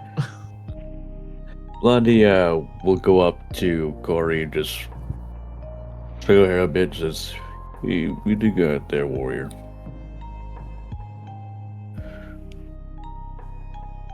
Are you gonna be less psychopathic now? We shall see. Okay. And she takes her hand. I'll help you. Oh, I forgot Thanks. Mildred! And she walks over to it. Why Mildred? Because my daddy gave her to me. Really? Yep. When? When I was small? Oh, really, really small. Smaller than I am now, because now I'm big. I know how to pee in the toilet by myself. Yeah. Yeah, big girl. Yep, bigger than you. And she like leans back on her heels and is just her shoes. I guess we can leave now, but I don't know how to get out of this place. Follow me. Blondie's Let's go still down like- the stairs. No, but when she said like bigger than you, Blondie just still like sort of crouching down, knees down, and will go out with his index finger and thumb and honk her clown nose like, yeah, sure noise you are. Yeah, And I'm yeah, ripped. do Do you want? you know my dad calls it? Swole. I don't know what it means. Other than big. Pretty impressive. Cleaning up my own gains. She's gonna jump down the hole instead of going to the stairs. Can I panic and try to catch her? Blondie will watch out. All she says is, "Dad, catch me!" Oh no! I'll try. I'm trying. Okay, roll athletics. Oh god! Oh god! This is Oh the god! moment Oh that god! she Oh dies. god! You miss. God. And she Oh breaks god! her neck. Oh god! Oh god! I have On hero point you. left. I have hero points left, right? Oh. I'm gonna use a hero Oh, point. no. Wait, you have a hero point? Yeah, I think so, right? Because we all got like an additional one, and I don't think I've used since we got like you at least the one where you were like, me too, DM, and the DM was like, I'm giving you all a hero point. I haven't used that one. Okay. Oh yeah. No, 12. Fuck. No. No. Can I just take Can damage? Ash- Can you just land on me? Can Ash Please, DM, Use please the have hero mercy. point to use the little psychic ability and maybe Or could I, since we established before You that can I'm able grab to her use, with the rock, yeah. Because I don't think Ash has psychic abilities that are like telekinetic. I think they're all like elemental. well, I'd have to use But- a spell point. I have but- telekinetic maneuver. what I was going to suggest, just for the sake of the scene, and so she has a cushion to land on.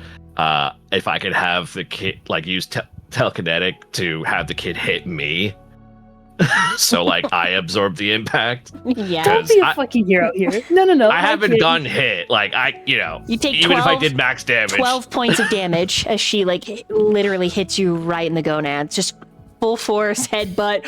Boom! Here's your Maximus. It's like Curse Maximus. Oh god. Oh, thanks for catching me. I knew you were a hero. Pats your head. Oh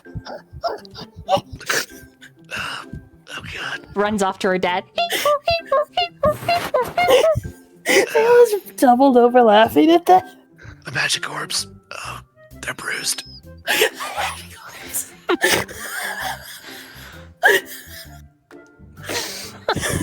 As Orc says in the chat, impromptu vasectomy.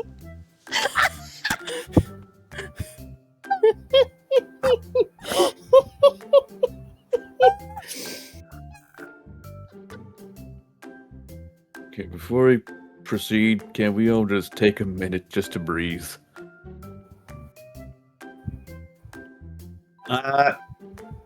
Yeah, I think that's probably a good idea. Also, we should probably have a little talk.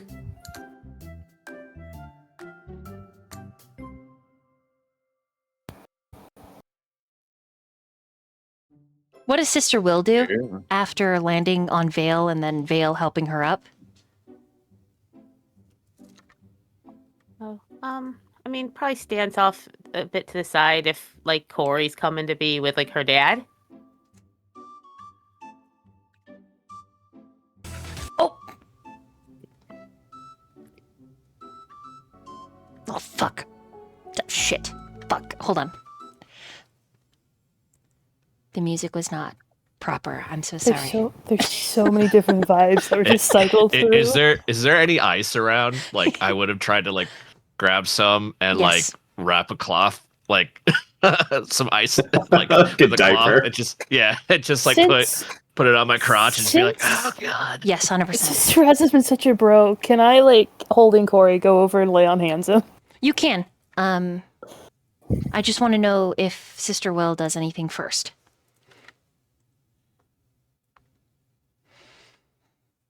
No, there's not really anything for her to do, so that's okay. Okay, so she's just watching. Maybe a little shell-shocked? Yeah. Okay. So Vale, you pick up Corey, you go over to Rasputin, who's chipped off a block of ice.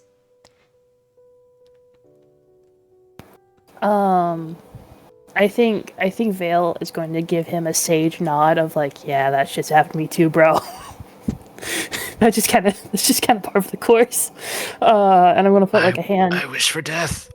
What? It's okay. It'll be over soon. I can't breathe. Hold on. I gotta remember to breathe. In and out. In the nose, out through the mouth. You got this. Why did I do that? Because somehow you're a good person, apparently. I guess. Thank you. Does lay on hands help at all? Yes, marginally. He's still going to be a little bruised, though. Oh. Recovers all his HP, though. Mm-hmm. And then we're going to, meanwhile, upstairs. Serenity. I guess it's just Serenity and Ash. Yes. Blondie's up there, too. Oh, and Gotcha. And Blondie. She's just gonna look at you, Blondie, and say, I mean, I guess it's not a huge surprise, but that thing wanted your head, Blondie. Well, things do, but that assume it's the reason we killed the other me.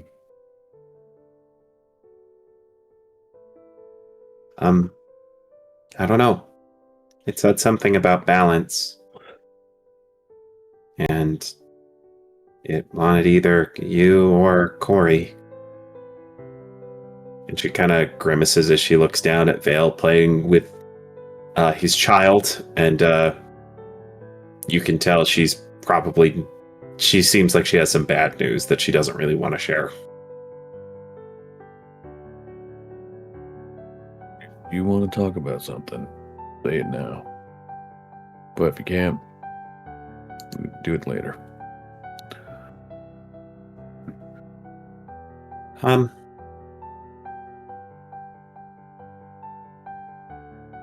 mean, I guess it probably wouldn't change anything right this second.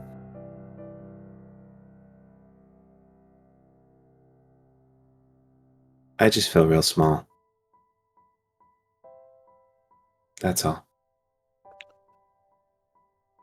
We'd be like that sometimes. World's pretty damn big.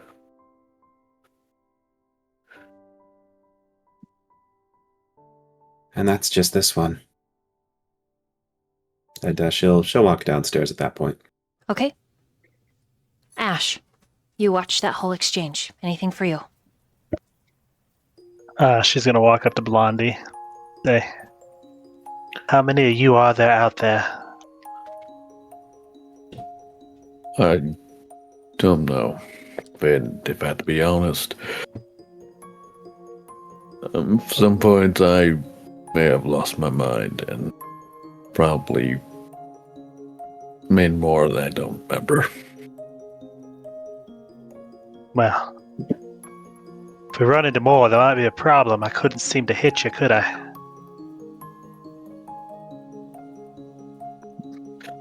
He just like his head shaking side to side and looks to the wall and just smiles a bit. You'll get me next time. She'll laugh.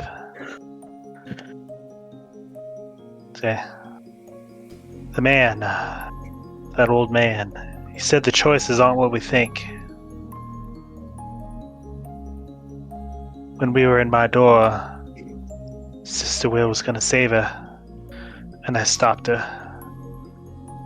What if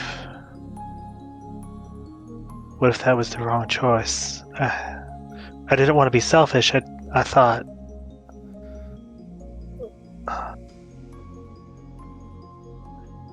What if I lost her?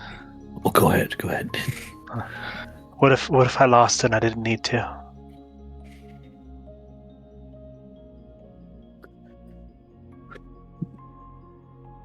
That's the thing with going back. You always tell yourself, change one more thing, and fools like me, you keep on wanting to change more and more. It's addictive. I kept on going back because I wanted to be someone. I wanted to make history, to be remembered, have a legacy. And I thought I could have gotten all that and not do what I did at the village. But fate kept on proving me wrong. May seem hypocritical now, what we're doing, but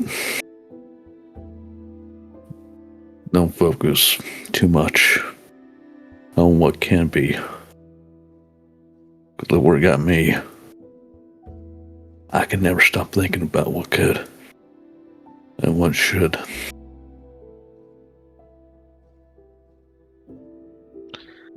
She'll tear up a little. And say,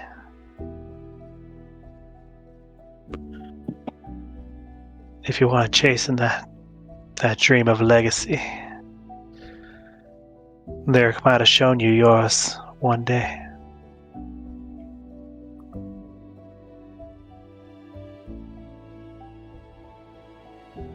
We could have known each other as we are, father-daughter.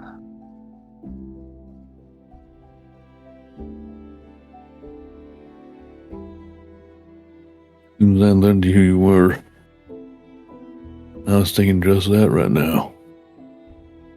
Now pull that desire. I know for a fact that I would have been hell for you as a kid. I mean, look. Just look what I did.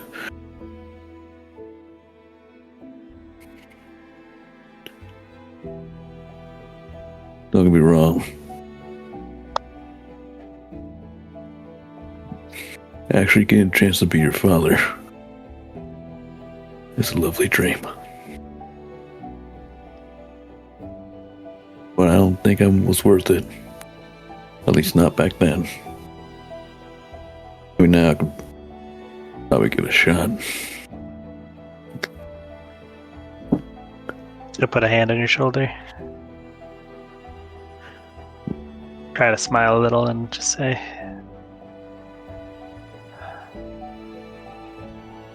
I've been raised to be a lot of things.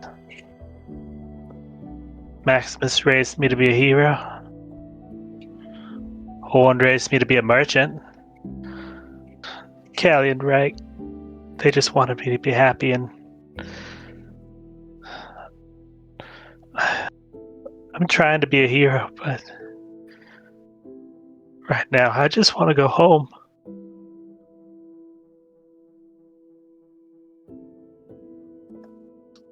Seeing Ash like this, Blondie will go up and just put her in his arms and just put his hand on the back of her head just to lean into your shoulder. I can't promise home right now. For this moment right here, you can let out what you're feeling right now. No judgment. And no one has to know.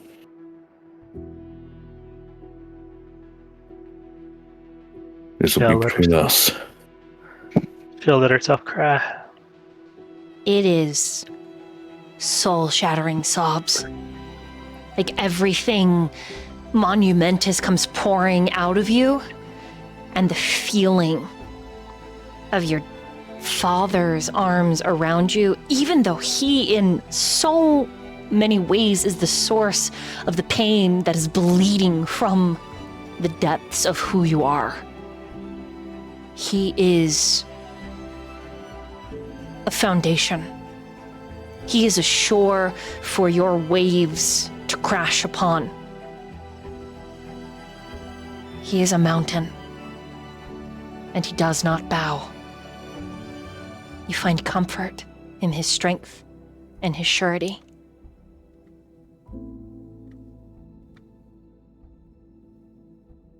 Blondie has this mixture of happiness and regret.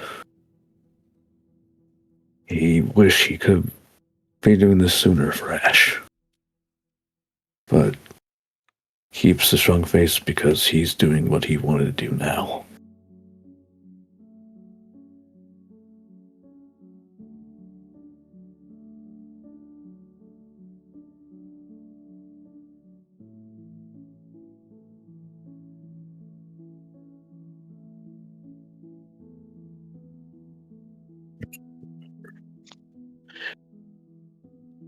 You're here if you want. It's not something you have to be. Just being happy. Being able to live a full life. That's what's most important. Yeah, Ash will kind of smirk and laugh a little. Yeah, but we're dead, ain't we? Towards the end. No. Don't worry. We got now. Remember that.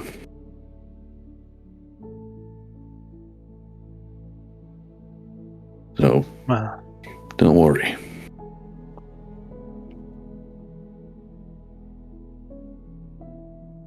Maybe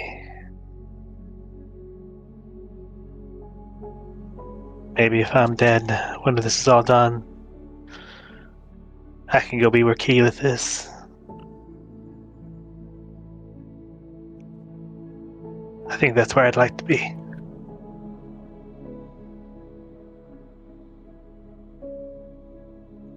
Not until we save everyone.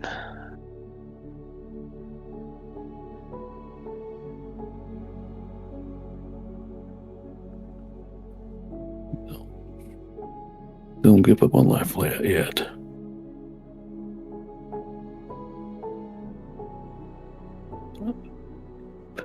I don't think Keyleth would want that for you. And I know Lyric wouldn't either. You have a lot to give the world, Ash. As long as you don't end up being like a big fuck up like me, I think you'll do alright. She'll nod.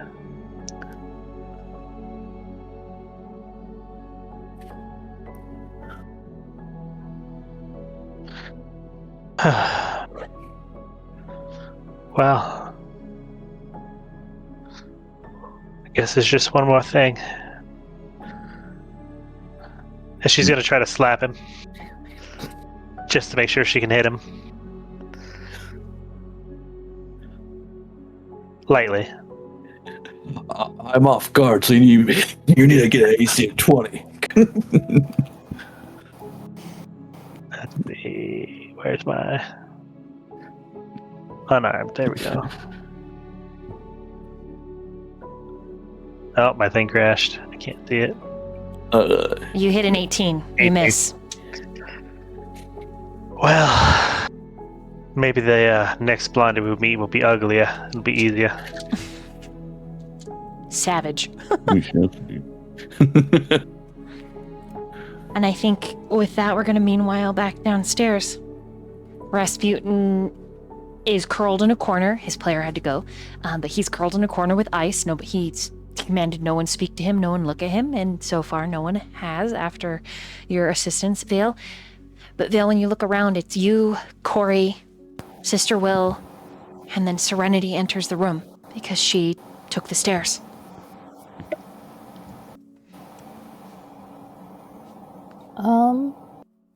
I have a thought of something I might like to try to do. This is kind of cringe, maybe, but I can like beckon for the other two to follow me. But there's like still a kitchen, right? Like this is still my house. Correct. Can I like go to the kitchen, sit Corey down on like the island counter, kind of like we always used to do, like when I brought her home from school or whatever, and essentially start like making something for her, like just a moment of, and I guess for Sister Will and Serenity and like the other people in the house, I guess, like I don't know how long this is going to last here or how much time we have, but just trying to fall into some kind of old routine, some ritual, and probably maybe the last time I'll ever be here, if that makes sense, with Corey.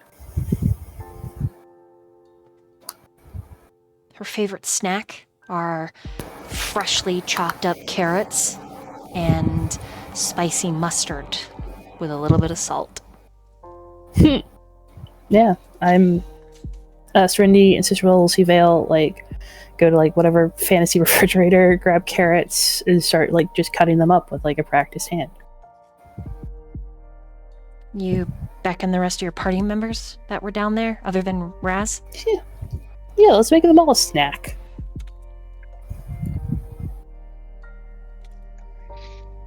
Sister Will, Serenity, do you go?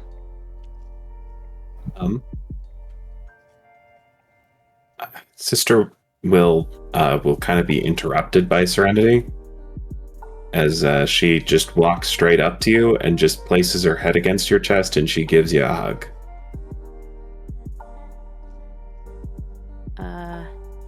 Sister will let her. She's not sure what it's for. But she'll take a second, then hug back. But just lightly. Serenity will just say, kind of muffled a little bit,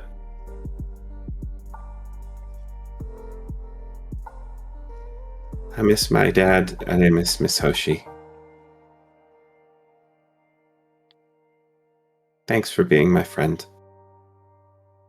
I love you. And after a brief moment, a beat or two after that, she's going to let you go. And she'll look out to Vale, who's either waiting or already in the kitchen, and say, "Can I invite the homeless wizard man inside?" I feel like I poke my head around like the doorway. I'm like, what? Homeless wizard man? There's a homeless wizard man who knew that evil Blondie, Sooty, who knew Sooty was going to be in here, and told us that he was going to be, and he said he was going to be waiting outside for us. So I feel like I should probably invite him in. You know, it's your house. Yeah, no, sure, why not? What could possibly go wrong? Go for it. Hopefully he's not begging for money. Is Sister Will that cool with you? She'll nod. Okay. You don't have any drugs around this house, right? I have a lot of alcohol I'm probably about to break into, but drugs, no. Okay, cool. I don't think he's a drug addict, but you never know. Serenity, you're not selling me on this letting this person into the house. I mean, you already have one drug addict in here. Head tilt. Literally just spit Blondie? out my drink all over my keyboard. Holy fucking shit. She raises an eyebrow at you, sort of incredulously. Have you seen Blondie going at that time dust shit? Have I seen Blondie going at the time dust shit? I don't think you were way over there when that happened. I don't think you did. Yeah, just like literally Vale like head tilt at Serenity, like, what are you talking about? I'm telling you, the guy acts like it's fucking Skitter Snoot. What the fuck? Skitter Snoot? No, I know what What are you, a Skitter cop? is. You a cop? You a cop? Yeah, You a cop? You a I thought you cop? were I thought you I were know. a criminal. Well, first of all, I know what drugs are. Secondly, You should know what Skitter... Turtle Snow? Do you not know Yeah. Turtle Snow? I'm fucking aware. Thank you very much. I'm sorry that my expertise was more in breaking and entering, actually. Where I'm Scaredy from, just says shakes her Corey, head. we call it Colombian ice. Thanks, Daddy, for the carrots. I'm doing like a hair tassel. Like, yes, we do. Serenity. Serenity will just shrug, and she'll go try to retrieve the wizard. You open the door. Yeah. And you find nothing but the cosmic chaos of time that surrounds all of Vale's house. She stares at it for a second, and then she closes the door, and then she opens it back up to see if the street has reappeared. And when it doesn't, she just like leans her head out into it and looks in either direction, and then calls out, "Arendor? Arendor!" And then her familiars speak up. "Ugh, just like the incredulous bastard. Gives you some fucking prophecy or some shite and then disappears on you." Jeez, I think that's a little extreme. I think he was just trying to be helpful. Yes, I agree. He is very handsome though, and I'm very sad I do not get to see his face again. Oh, you're thinking with your lore head. I am a lady, thank you. And Serenity will just shake her head at her arguing familiars and then close the door and return to the kitchen without saying another word.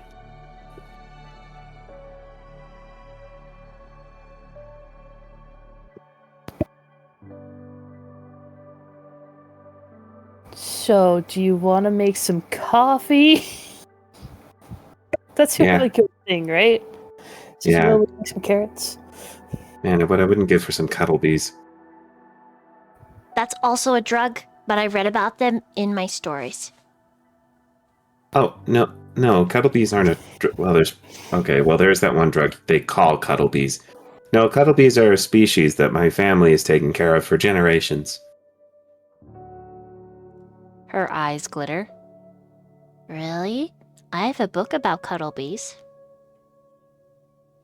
Oh, well, when you come...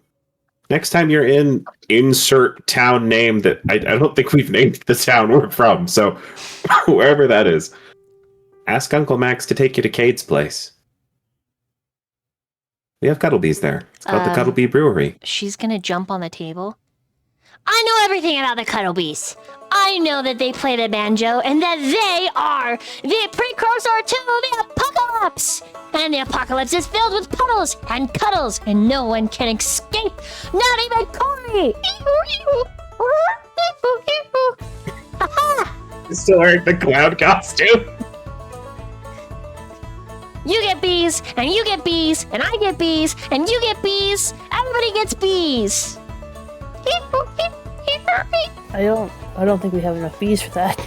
Daddy, do you remember the story about the bees, the cuddle bees? How they talk and they can manifest into weapons, and their honey makes you immune to poison, and it also turns you into a goblin of goopy monster power. I'll go get the book. Yeah. Yep. Nobody go anywhere.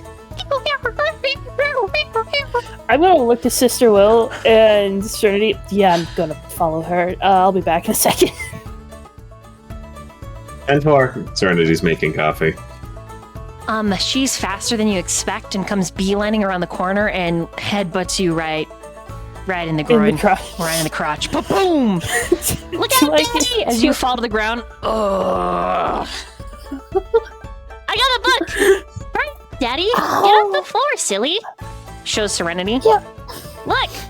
They all have masks, and they have cleavers.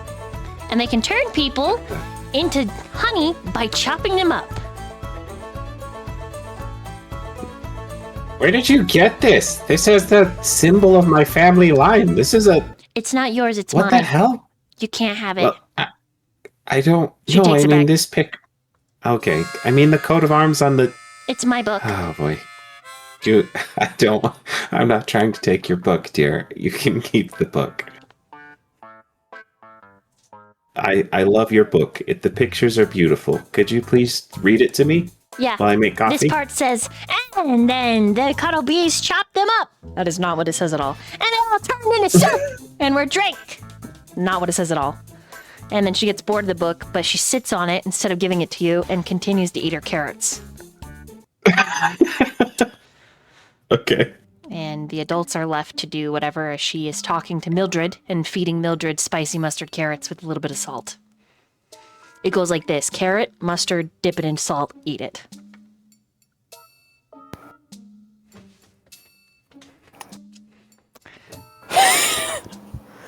Well, I think- she's definitely your child. I'll say that much. Interesting conclusion there. I mean, yes, but personality-wise, she's going through a phase. I don't know if I should try to convince her about reality, or sometimes I need to double check she knows how to read. But I mean, it's imagination, right? Childlike whimsy. I don't want to try to be like, no. So kind of just let her say what she wants. Trinity's just gonna look you dead in the eyes and just suddenly say, "Those creatures aren't gonna leave her alone." Okay. Well, I'm not 100% sure if she's... I don't know. She's coming with us, I think? Or I'm waiting for someone to, take her of, Sister Will's mother did with her sister. I don't want to look at her sister well. If she's just with us, then we can just defend her. I don't know. I just know that we messed up the balance of things, and that has a price, and we haven't paid it. Alright. I mean, if it's her or me, then I'll go. I don't think it wants you, Vale. So it can't just be anyone? No. It seems like it's got to be somebody who broke one of the rules. It feels like a justice situation. Just have to break a rule then.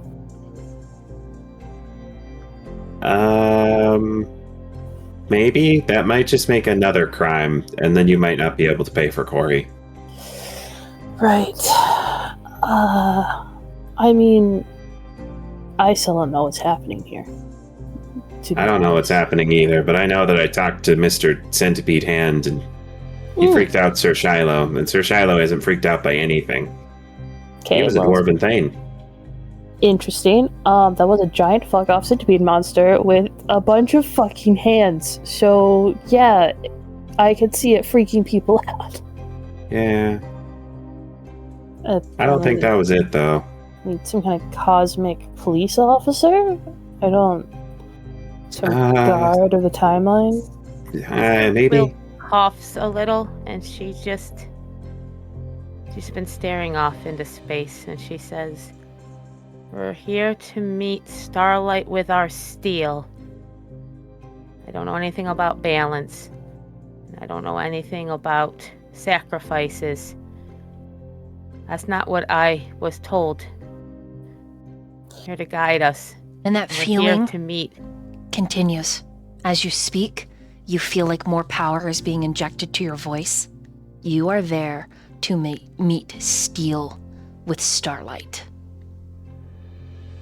Or meet Starlight with Steel, sorry. Gosh. I wonder if that's literal. Roll me a... I mean... Yeah, roll me a blind perception check.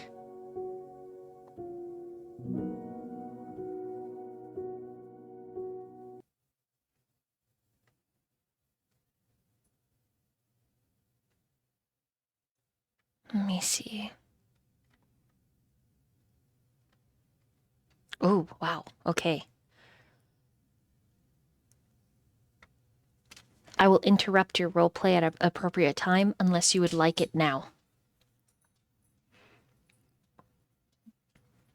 I would say Sister probably had her say. It would just be a kind of more of a repetition of that's what she knows. Everything else she doesn't. Okay. That's what other things are saying. And I need everyone else in the call to deafen, please.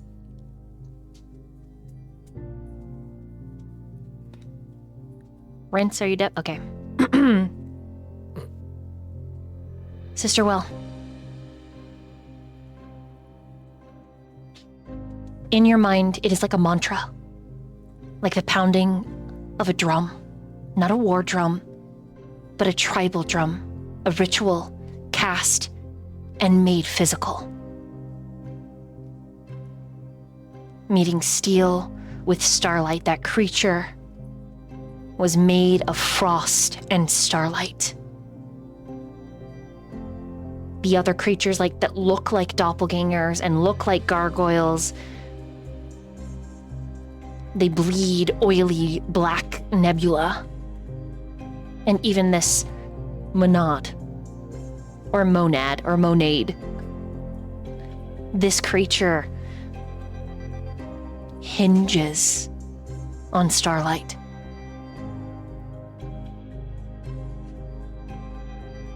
You don't know how you know it, but you believe that it is a gift, a will, a fate, an understanding bestowed upon you by Pharasma, who is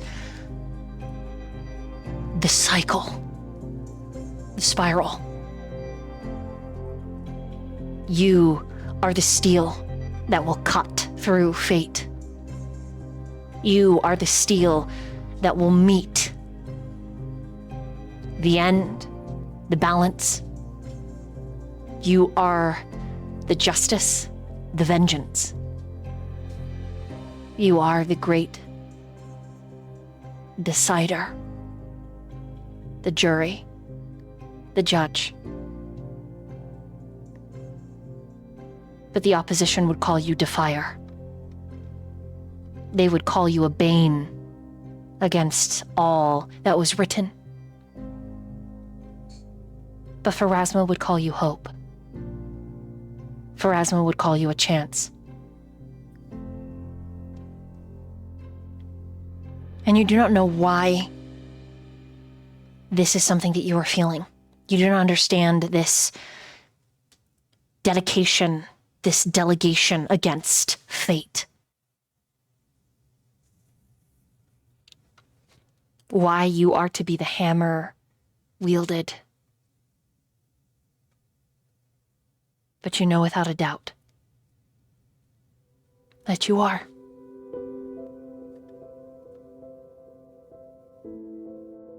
And your deity has chosen you, all of you, to take part in this. And she will guide you to the very end. And as this realization crashes through you, you hear Pharasma's voice, Sister Will.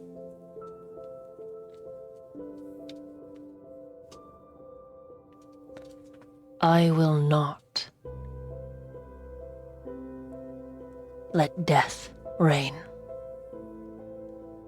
I will not let an unexistence purge life.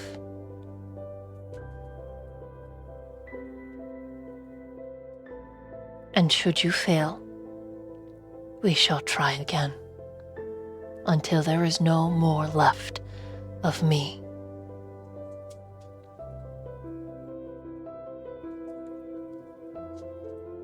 You were born under my signs, Whippoorwill.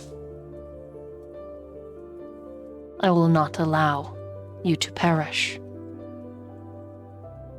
with the end.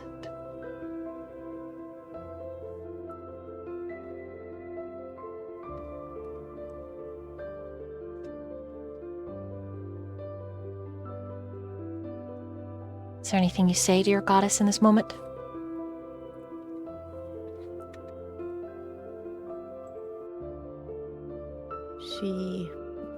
feels that fill her chest. This spiral of knowledge. That weight of purpose. But the clarity of purpose too. And she says, I will, my lady. I will do this as many times as we need to. But this one will be the time. I know.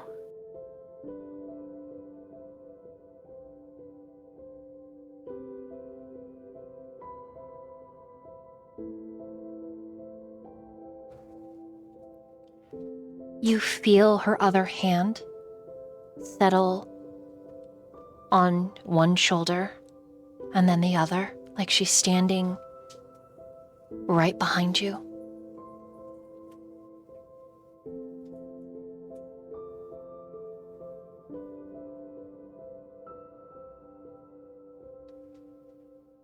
And she says, in that solemn, ancient way of hers, I have measured the span of your soul from the first breath unto its final silence.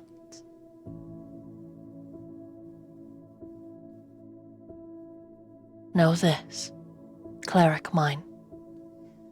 Fate does not break cleanly.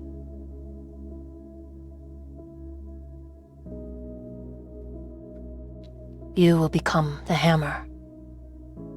But no hammer returns unchanged by the forge.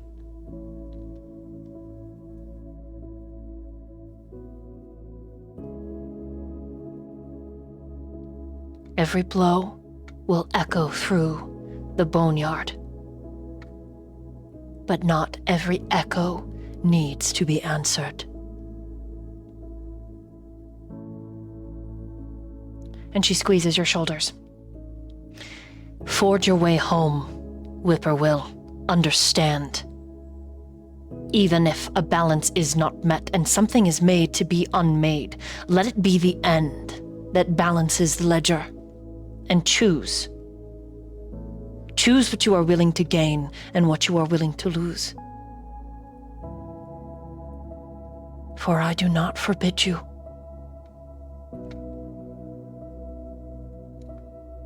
This is not a sin. To bend fate, always at a cost. And you feel Pharasma's voice tremble. Let your resolve. Let it carry no fractures. Be the hammer. Shatter what remains.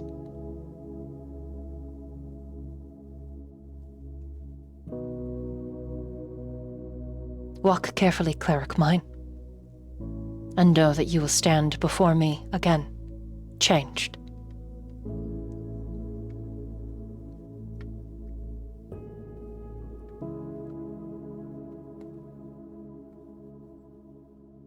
And she gives you a level.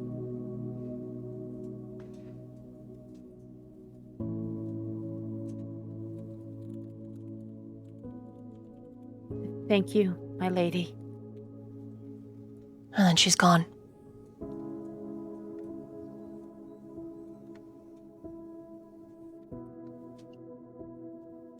And it is in her leaving that you understand just a little bit more about what it is that you are doing.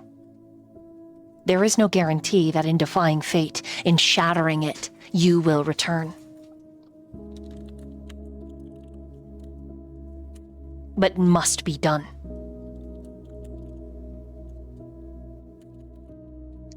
The end must be stopped. And all of you are the hammer that will swing against that fracture.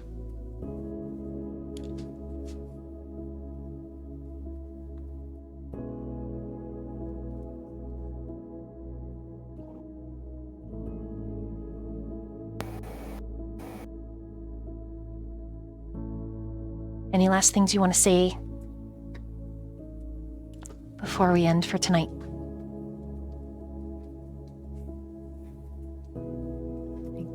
I think Sister Will's probably just been staring off as she's receiving this message. And she seems...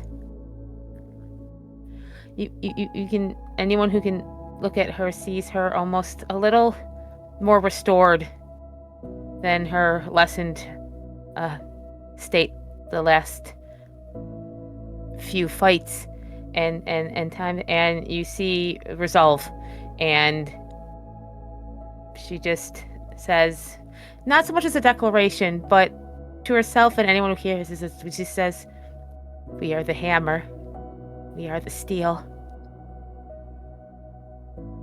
We will smash upon the fracture." To herself, but aloud.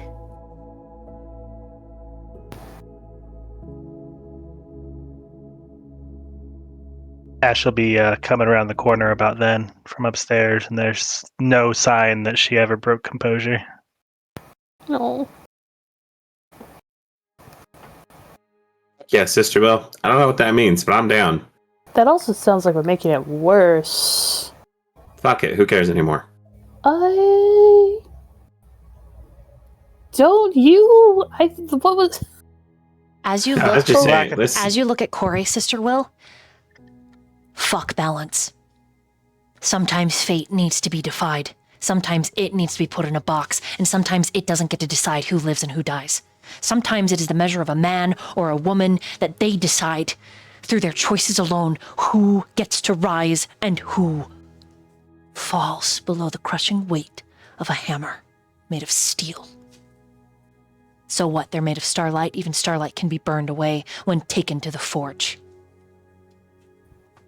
And there is a fire that it is ignited in you. The second thing that you gain, Sister Will, in a gift from your deity, you gain your wings. Beautiful, Holy shit. draconic wings as you choose to stand against fate, to stop the end. Sister Will smile at Corey and wink and unfurl her wings. Your dad's a hammer, and we're going to hit back at all of this. It's not fair, and it doesn't have to be this way. But all of us and your dad are hammers. And so are you, I can tell.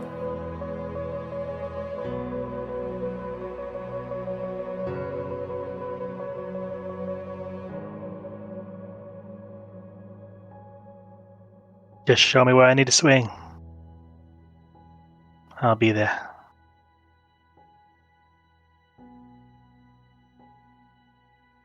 Nods. I don't know how we end, but we're going to stop the end.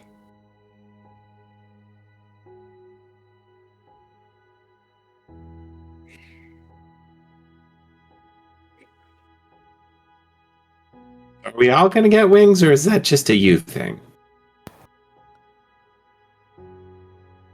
He smiles again and just kind of flaps them.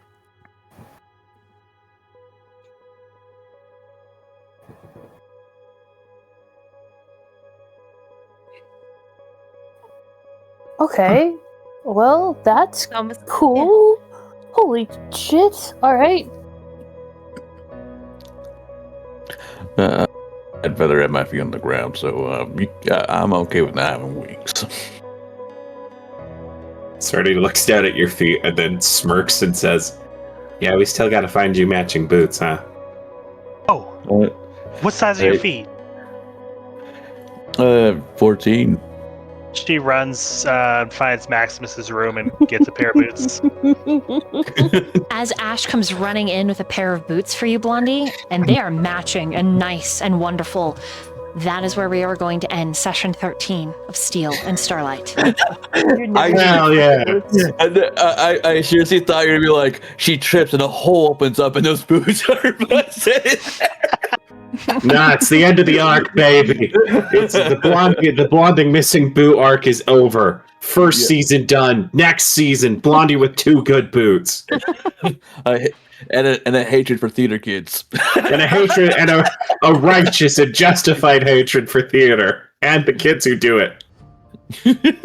Come back next time. We travel back to the theater. That was such a long session. Thank you guys for sticking it out. Those of you that need to go for work, please go to bed. Oh my God, I'm so sorry. No, I'm too pumped up on Mountain Dew and finally playing some Pathfinder. I've been waiting for so long. It's so good. It's worth the wait, but sometimes I wish I could say fuck work. We're gonna defy fate, guys. We're telling fate to shove it.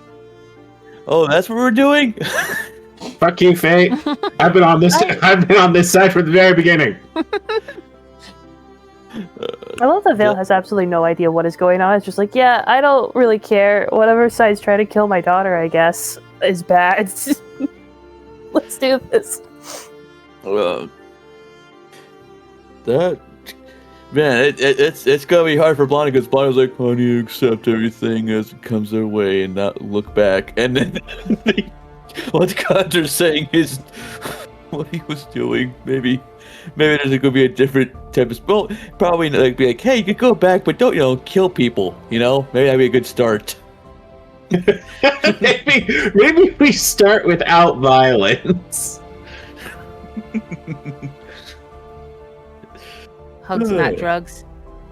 Hugs, not drugs, baby. By hug, I mean hammer. And by drugs, we mean Maximus. My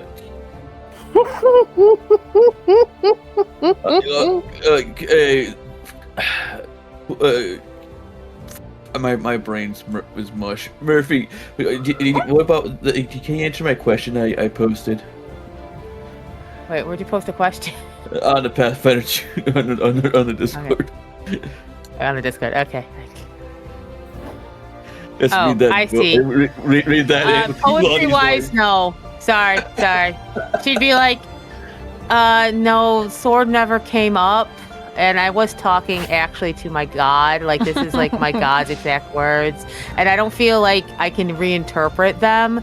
So... Serenity raises a hand. Yes, in the back.